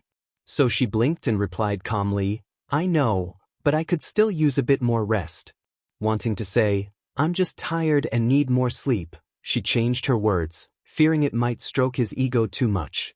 Xiao Yunduan chuckled softly, pinching her cheeks affectionately before enveloping her in his arms. His voice lowered, carrying a note of sternness. Promise me, no more recklessness. Do you understand the danger? Think of our son and me. He had placed too much trust in her, never imagining she'd act so boldly without consulting him first. The moment he heard the news, a chilling fear gripped him, his heart plunging like it had been struck by lightning. He dared not contemplate the consequences. Those mountain bandits lacked even the fourth prince's limited restraint. If she fell into their hands, the suffering she'd endure was unimaginable. He wouldn't blame her, but he couldn't sway public opinion. And what if he couldn't reach her in time? He swiftly dispatched guards and headed to Bright Moon Villa, determined to protect her without alarming her, though his heart seethed with silent reprimand. Although he chastised himself inwardly, Xiao Yunduan couldn't bring himself to forcefully stop her from leaving the city. So, he silently reproached himself. This woman dared to be so bold, and he bore some responsibility for it. Hearing his words, Xiao Xian felt a pang of guilt, her heart softening. She reached out, wrapping her arms around his waist, and nestled her head against his chest. I understand, my love. I promise, I won't put myself in harm's way. With Yi and Ben lay by my side, along with the guards, I can ensure my safety. I couldn't bear to put you and our son at risk. I want to support you, she continued earnestly. I don't trust Fan Rian's intentions, inviting us for a meal. I just want to see what she's plotting, what the Fan family is up to. Until these matters are resolved, we won't truly be safe. I know my limits. Xiao Yunduan's touch was gentle as he stroked her hair. All right, I'll trust you from now on. But promise me, you won't do something like this again, understood? He truly had no other choice. He couldn't confine her to their home and deny her freedom. Chapter 1880. Don't dare again in that case. It was better for him to be proactive and ensure her safety by sending someone to protect her. It was far preferable to her taking such risks on her own. Xiao Xian smiled, nodding. Yes, I understand, husband. I'll heed your advice. Bah! Xiao Yunduan scoffed, not entirely convinced by her words. He reached down, playfully pinching her soft waist, and whispered, If you dare to defy me again, I'll have you confined to bed for 3 days and nights. Xiao Xian blushed, suddenly feeling self-conscious. She pushed him away, retreating under the blanket, and pouted coyly. Just go already. Independent Illinois, get up. Xiao Yunduan grinned. Are you sure? Shall I help you change first, or should I take a bath? Wife, do you want Lixia and Liqiu to see those marks on your body? Xiao Xian's face flushed hotter, her body turning limp. She couldn't bring herself to meet his gaze but still managed to pout. It's all your fault, Euro. From yesterday afternoon until now, she felt utterly embarrassed as the lady of the household. This man was shameless. Wasn't he worried about being slandered behind his back? Of course not. He was the master here. Who would dare speak ill of him? Old Master seemed to have an answer for everything, or so he thought. But Xiao Xian shook her head inwardly. Xiao Yunduan smiled proudly, unfazed by any hint of shame. I'll have someone prepare a bath for me first, all right? Xiao Xian, eager for the soothing warmth of a bath, readily agreed. With her husband's persistent teasing, their bath stretched into a 4-hour affair, nearly reaching dusk. Emerging from the bath, Xiao Xian felt rejuvenated, as if a new chapter in her life had begun. Meanwhile, the Fan family, including the two Madame Fans and Fan Rian, returned to the city shortly after. Although today's gathering lacked the perfection of previous banquets, Madame Xiao had clearly signaled her willingness to reconcile with the Fan family. The first Madame Fan felt she had achieved her goal and harbored no regrets. But Fan Rian couldn't shake her disappointment. Unexpectedly, amidst the festivities, a mishap occurred. Madame Xiao departed early and returned to the city unharmed. How unfortunate! Fan Rian lamented, still unaware of the connection between the unconscious men and the bandits. She only regretted the missed opportunity. Why hadn't the bandits struck earlier? If only they had arrived earlier to snatch Xiao Xian away. Fan Rian never anticipated a knife at her throat in the dead of night. Don't move! I'm from the mountain. The voice belonged to one of the mountain bandits. Fan Rian breathed a sigh of relief, assuming him to be an ally. Why are you only here now? You said you'd snatch someone from Bright Moon Villa during the day. Xiao Xian went there today, but you didn't show Euro? Shut up. The knife pressed harder against her neck. Are you playing dumb, you wretch? The searing pain made Fan Rian tremble. She dared not move, her voice quivering. What do you mean Euro? Are you asking me? The man's teeth clenched, his curses venomous. 8 of our men went, none returned. Heard they were nabbed by the authorities. Did you rat us out, you filthy traitor? Chapter 1881. Interrogation. In the middle of the night. Enraged, the mountain bandit stowed his knife and delivered a harsh slap to Fan Rian's face. His hand was rough, calloused, and scarred. In his fury, he showed no mercy. The force of the blow sent half of Fan Rian's face recoiling, blood trickling from the corner of her mouth, her head throbbing. Suppressing a scream, she clenched her teeth, groaning as if her molars had loosened. Clutching the blanket tightly, she struggled to sit up, her voice trembling. What did you say? Her expression shifted drastically. Could it be them?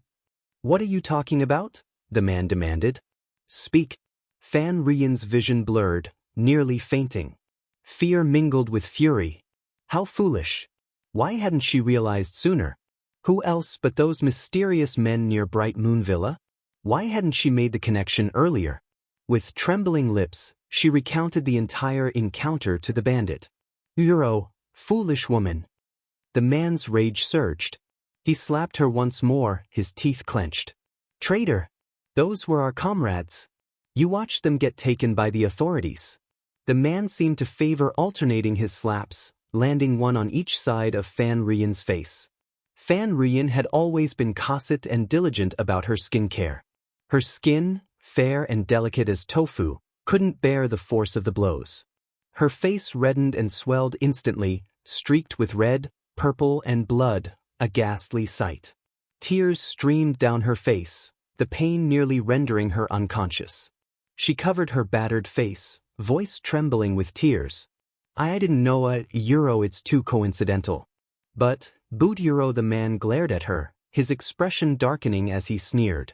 Crafty woman, do you take me for a fool? Such coincidences don't exist. I know the terrain near Bright Moon Villa well. Rocks don't collapse without reason, and it's implausible for all 8 to be knocked out simultaneously. Do you really expect me to believe this? The 8 men who descended the mountain were seasoned elites. The one leading the raid was the 3rd in command of the Tiger Head tribe and 2nd in command of the Liuha fort. He was the 4th in command of the Min family tribe and led 12 others to meet them 5 kilometers away. Capturing the wife of an official's dog required utmost vigilance. They were well acquainted with the terrain, confident that the official couldn't thwart them. But this accident blindsided them. A blasted accident. Even if rocks fell, their skills would prevent everyone from passing out.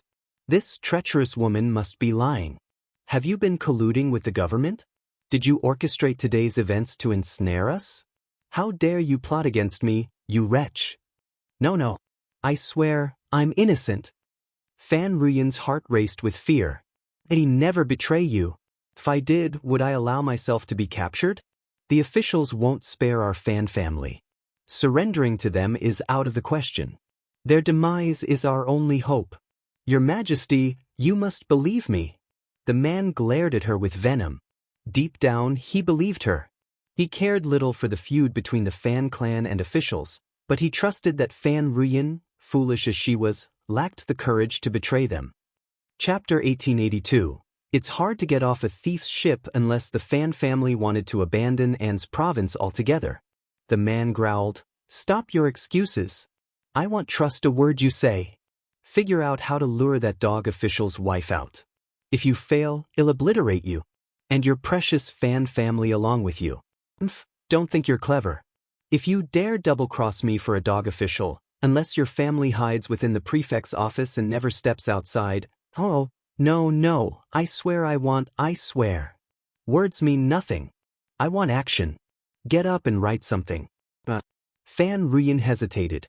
Written evidence could easily fall into the wrong hands, becoming a vulnerability. But with a knife at her throat, she had little choice. Once aboard the pirate ship, it wasn't easy to disembark unscathed.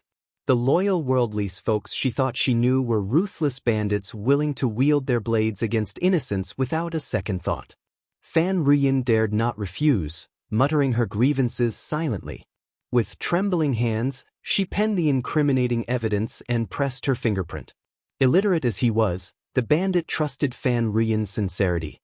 If she dared deceive him, her Fan family would face dire consequences. Satisfied, the bandit nonchalantly pocketed the document. He glared at Fan Ruyan, sneering, "Listen up, you wretch. You have 3 days to lure that dog official's wife out of the city, by any means necessary. Fail and you'll face my wrath." "Euro what?" Euro. As the bandit swaggered off into the night, Fan Ruyan collapsed to the ground, her limbs weak, hugging herself as tears flowed. Fear, anger, shock, and regret overwhelmed her, mingled with panic and despair seeping through her entire being. Exhausted from crying, she remained huddled against the bed, her mind blank. What was she to do now? Those mountain bandits were a force to be reckoned with, terrifying and ruthless. Fan Ruyan's resentment towards Xianxia and Xiao Yunduan festered. If not for them, she wouldn't be in this mess. They were the ones who coerced her into seeking out the mountain bandits. Yes, it was all their fault to Euro. If she was suffering, she wouldn't let them off the hook either. Xianxia, how could she lure her out of the city? What was her plan? First, Madame Fan's eyes widened incredulously. "What did you say? You want to invite Madame Xiao to Qingsong Monastery to offer incense the day after tomorrow? Explain yourself." First, Madame Fan couldn't fathom her sister-in-law's intentions. Was she defying Madame Xiao? Since Madame Xiao had pardoned their family, why stir up trouble? She was already apprehensive. Every time she invited Madame Xiao, something went awry. She dared not do it anymore. But her sister-in-law seemed undeterred. Fan Ruyan masked her embarrassment with a smile. "Sister-in-law, I still feel uneasy. Madame Xiao might say she doesn't hold grudges, but who knows if she's just being polite. After all, we invited her to Bright Moon Villa for a scenic view and a banquet, but she left without eating lunch. Euro. If she harbors resentment, wouldn't that be Euro?" Chapter 1883. Treating again. So, I initially thought the 15th was 2 days from now. Qingsong Monastery is renowned for its vegetarian fare, so perhaps it's best to keep the guest list to just Madame Xiao. Mrs. Jia mentioned she's tied up at home, or else we could have extended an invitation to her as well. With a small gathering, we can enjoy the best of both worlds. Initially, Madame Fan hesitated against Fan Ruyan's persuasion. After pondering for a moment, she found no harm in expanding her social circle. This was how acquaintances turned into friendships. Euro. Will Madame Xiao agree to come? Euro. To be frank, if she were in Madame Xiao's shoes, she wouldn't have accepted her own family's invitation. She will agree. Anything less and she'd be unhappy. That simply wouldn't do. Seeing her sister-in-law's puzzled expression, Fan Rian realized she was rushing things. She forced a smile. Sister-in-law, you're the matriarch of the Fan family. If Madame Xiao wishes to be a supportive spouse to Lord Xiao, she'll undoubtedly seek favor with the Fan family and honor your invitation. If you reach out to her first, she may even be eager. First Madame Fan found this reassuring. After contemplating for a moment, she smiled and said, "Indeed, fostering a good relationship with the prefect's wife would benefit our family. Very well, I shall extend the invitation tomorrow." Absolutely. Fan Rian hastily agreed with a smile. But if you're planning to invite her, why wait until tomorrow? It's still early today. Why don't we go now? I'll give Madame Xiao ample time to prepare. First Madame Fan furrowed her brow and acquiesced. Very well. Initially hesitant to comply, she found herself swayed by the urgency. Yet, upon reflection, she wondered if this sudden eagerness from her sister-in-law was instigated by her mother-in-law. Why else would she be so keen on inviting Madame Xiao when she had previously opposed the idea? It must be her mother-in-law's influence. With a smile, First Madame Fan remarked, "But on the day of the ceremony, you must engage with Madame Xiao warmly and actively. We cannot afford to repeat yesterday's mistakes. If we've extended an invitation to Madame Xiao, it's imperative that we alter her perception of us entirely. Do you agree?" "Certainly, sister-in-law. I'll proceed with caution." Fan Rian nodded, her mind focused solely on securing Xiao Xian's presence. As for the future? Well, she would deal with that when the time came. First Madame Fan couldn't help but feel a surge of pride at her words. Such foresight was a rarity. At that moment, without further delay, arrangements were set in motion. Gifts were prepared, and they set off, dressed impeccably, to the state government office's courtyard to extend their invitation. Xiao Xian accepted with a smile. First Madame Fan departed, content with the outcome. Lixia and Liqiu exchanged worried glances. "Madam, I can't shake off this feeling that something's off about the Fan family lately." "Absolutely. Who keeps hosting endless meals like this? It's rather suspicious." "Madam, perhaps it's best if you skip the incense ceremony. I can't shake the feeling that the Fan family is up to no good. A sacred place like the temple is ripe for manipulation. It just doesn't sit right with me." Xiao Xian cast them a glance and chuckled. "You two are quite observant, aren't you? Your vigilance has certainly improved." Lixia and Liqiu exchanged a smile. "After all these years by Madame's side, we must have picked up a thing or two, no matter how slow we were to start." Chapter 1884. I just want to see what they want. The trio enjoyed their conversation, sharing laughs. Lixia and Liqiu hinted at the possibility of declining the Fan family's invitation. "No need to decide just yet, I'll ponder it," Xiao Xian replied. Though she initially intended to attend, she decided to consult her husband before finalizing her decision to avoid any potential conflicts. After all, he had a tendency to become irritable. Lixia and Liqiu trusted their mistress to make the right choice and nodded with smiles. Just then, the nanny, Kaiyue, arrived with the young master, who had just woken up. Laughter filled the room as they all played together. Xiao Yunduan returned in the evening, and the couple shared a meal. Sensing her husband's upbeat mood lately, Xiao Xian seized the opportunity to broach the topic of the invitation from First Madame Fan. Nestling against his arm, she spoke sweetly. "Darling, what do you think about visiting Qingsong Monastery? I've heard their vegetarian cuisine is exceptional, especially the pine mushrooms and bamboo shoots harvested from the mountain's forest. They're said to be exquisite." Xiao Yunduan's silence spoke volumes. No wonder Xiao Xian had sensed something amiss the entire night. There was indeed cause for concern. "You wish to attend?" "Yes," Xiao Xian affirmed. "I suspect the Fan family has ulterior motives." Before Xiao Yunduan could respond, she continued, "But I merely wish to discern their intentions." Xiao Yunduan's expression turned grim as he sneered. Merely attending the banquet at Bright Moon Villa yesterday led to a run-in with mountain bandits. I could dispatch officers to apprehend the Fan family on mere suspicion. Yesterday, Yi had brought back 8 captives, and after thorough interrogation by Xiao Yunduan, Sun Bai, Sun Qian, and Zheng Sang, it was revealed that 2 among them were leaders, while the rest were significant accomplices. This revelation sent shivers down everyone's spines once more. Zheng Sang and his team were seasoned and resolute in their belief that the mountain bandits were undoubtedly linked to the Fan family, despite their denial. In this world, coincidences were a rarity. It just so happened that Madame attended the banquet at Bright Moon Villa. It just so happened that the bandits appeared near the villa simultaneously, each one a skilled operative. It required no stretch of the imagination to conclude that they were targeting Madame, intending to abduct her, perhaps to negotiate for the release of their captured leaders. However, fate had a different plan. Before they could execute their scheme, they encountered an unexpected setback. Truly, the saying held true, the heavens have eyes. Clarifying the truth behind the matter proved to be a straightforward task. Under interrogation, it was unlikely that these individuals could endure punishment without breaking. Once a confession was obtained, they could proceed to apprehend the Fan family. With the Fan family in custody, no stone would be left unturned in the interrogation process. However, Xiao Yunduan hesitated to entangle himself with the Fan family at this juncture. The paramount concern remained the 3 villages.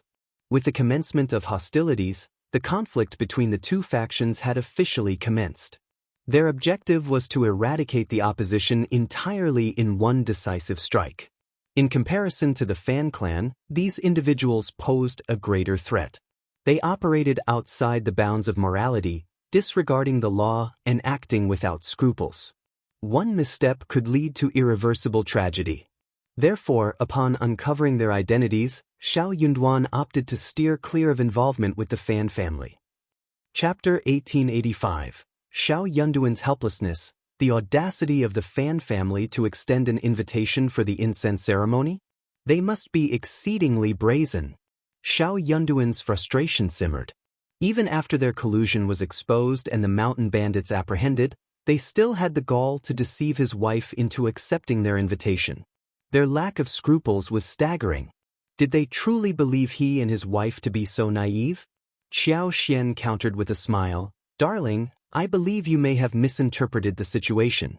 While I cannot speak to the Fan family's involvement with the 3 villages, it's plausible that they may not be fully aware of recent events. My suspicion lies with Fan Ruyan. During our encounter at Bright Moon Villa, I subtly inquired about Qingsong Monastery. It was all orchestrated by Fan Ruyan. First Madame Fan even vouched for her sister-in-law, claiming genuine remorse and a desire to apologize to me. It appears even she was misled by Fan Ruyan's facade. Considering Fan Ruyan's apparent ease in contacting the mountain bandits, it's evident the Fan clan maintains close ties with them. Since you've extended the invitation, I shall attend." Xiao Yunduan gazed at her with a mixture of resignation and admiration. After a moment's contemplation, he relented with a sigh and nodded. "I'll make the necessary arrangements. You may attend, but exercise caution. Stick to well-traveled areas and avoid remote locations like the back mountain." Xiao Xian readily concurred, offering a smile. "Indeed, I'll confine myself to the intermediate grounds of the monastery. The continued pursuit by those bandits indicates their disdain for both my husband and the authorities. Once within the monastery's bounds, they might feel emboldened, considering themselves masters of their surroundings. They're unlikely to venture into secluded areas like the back of the mountain." Xiao Yunduan's expression contorted into a disdainful sneer. "I won't tolerate any threats to your safety." The very idea of someone daring to lay claim to his wife was preposterous. On the designated day, Xiao Xian, accompanied by Mian Mian, embarked in a carriage driven by the coachman, with Yi trailing closely behind. Alongside them were the Fan sisters-in-law. Xiao Xian noted the absence of Bo Ruwei, Fan Ruyan's daughter, and the presence of Mrs. Fan's 2 daughters. She couldn't help but inwardly scoff at Fan Ruyan's evident favoritism toward her own offspring. As they departed the city, the journey to Qingsong Monastery lasted less than an hour. Situated in An's province, the renowned ancient temple was nestled amidst pine trees, exuding an atmosphere of tranquility and simplicity. A winding path led up the mountain, guiding the carriage towards the main monastery, a journey of less than 20 minutes. Throughout the trip, first Madame Fan and second Mrs. Fan entertained Xianxia with captivating tales and historical anecdotes about Qingsong Monastery, painting a vivid picture of its scenic beauty and cultural significance. Their unhurried pace allowed for frequent stops, and after over an hour of travel, they finally arrived at the intermediate monastery. Upon their arrival, the prefect's wife, alongside the Fan family's matriarch and their young ladies, were accorded the utmost respect by the monastery's staff.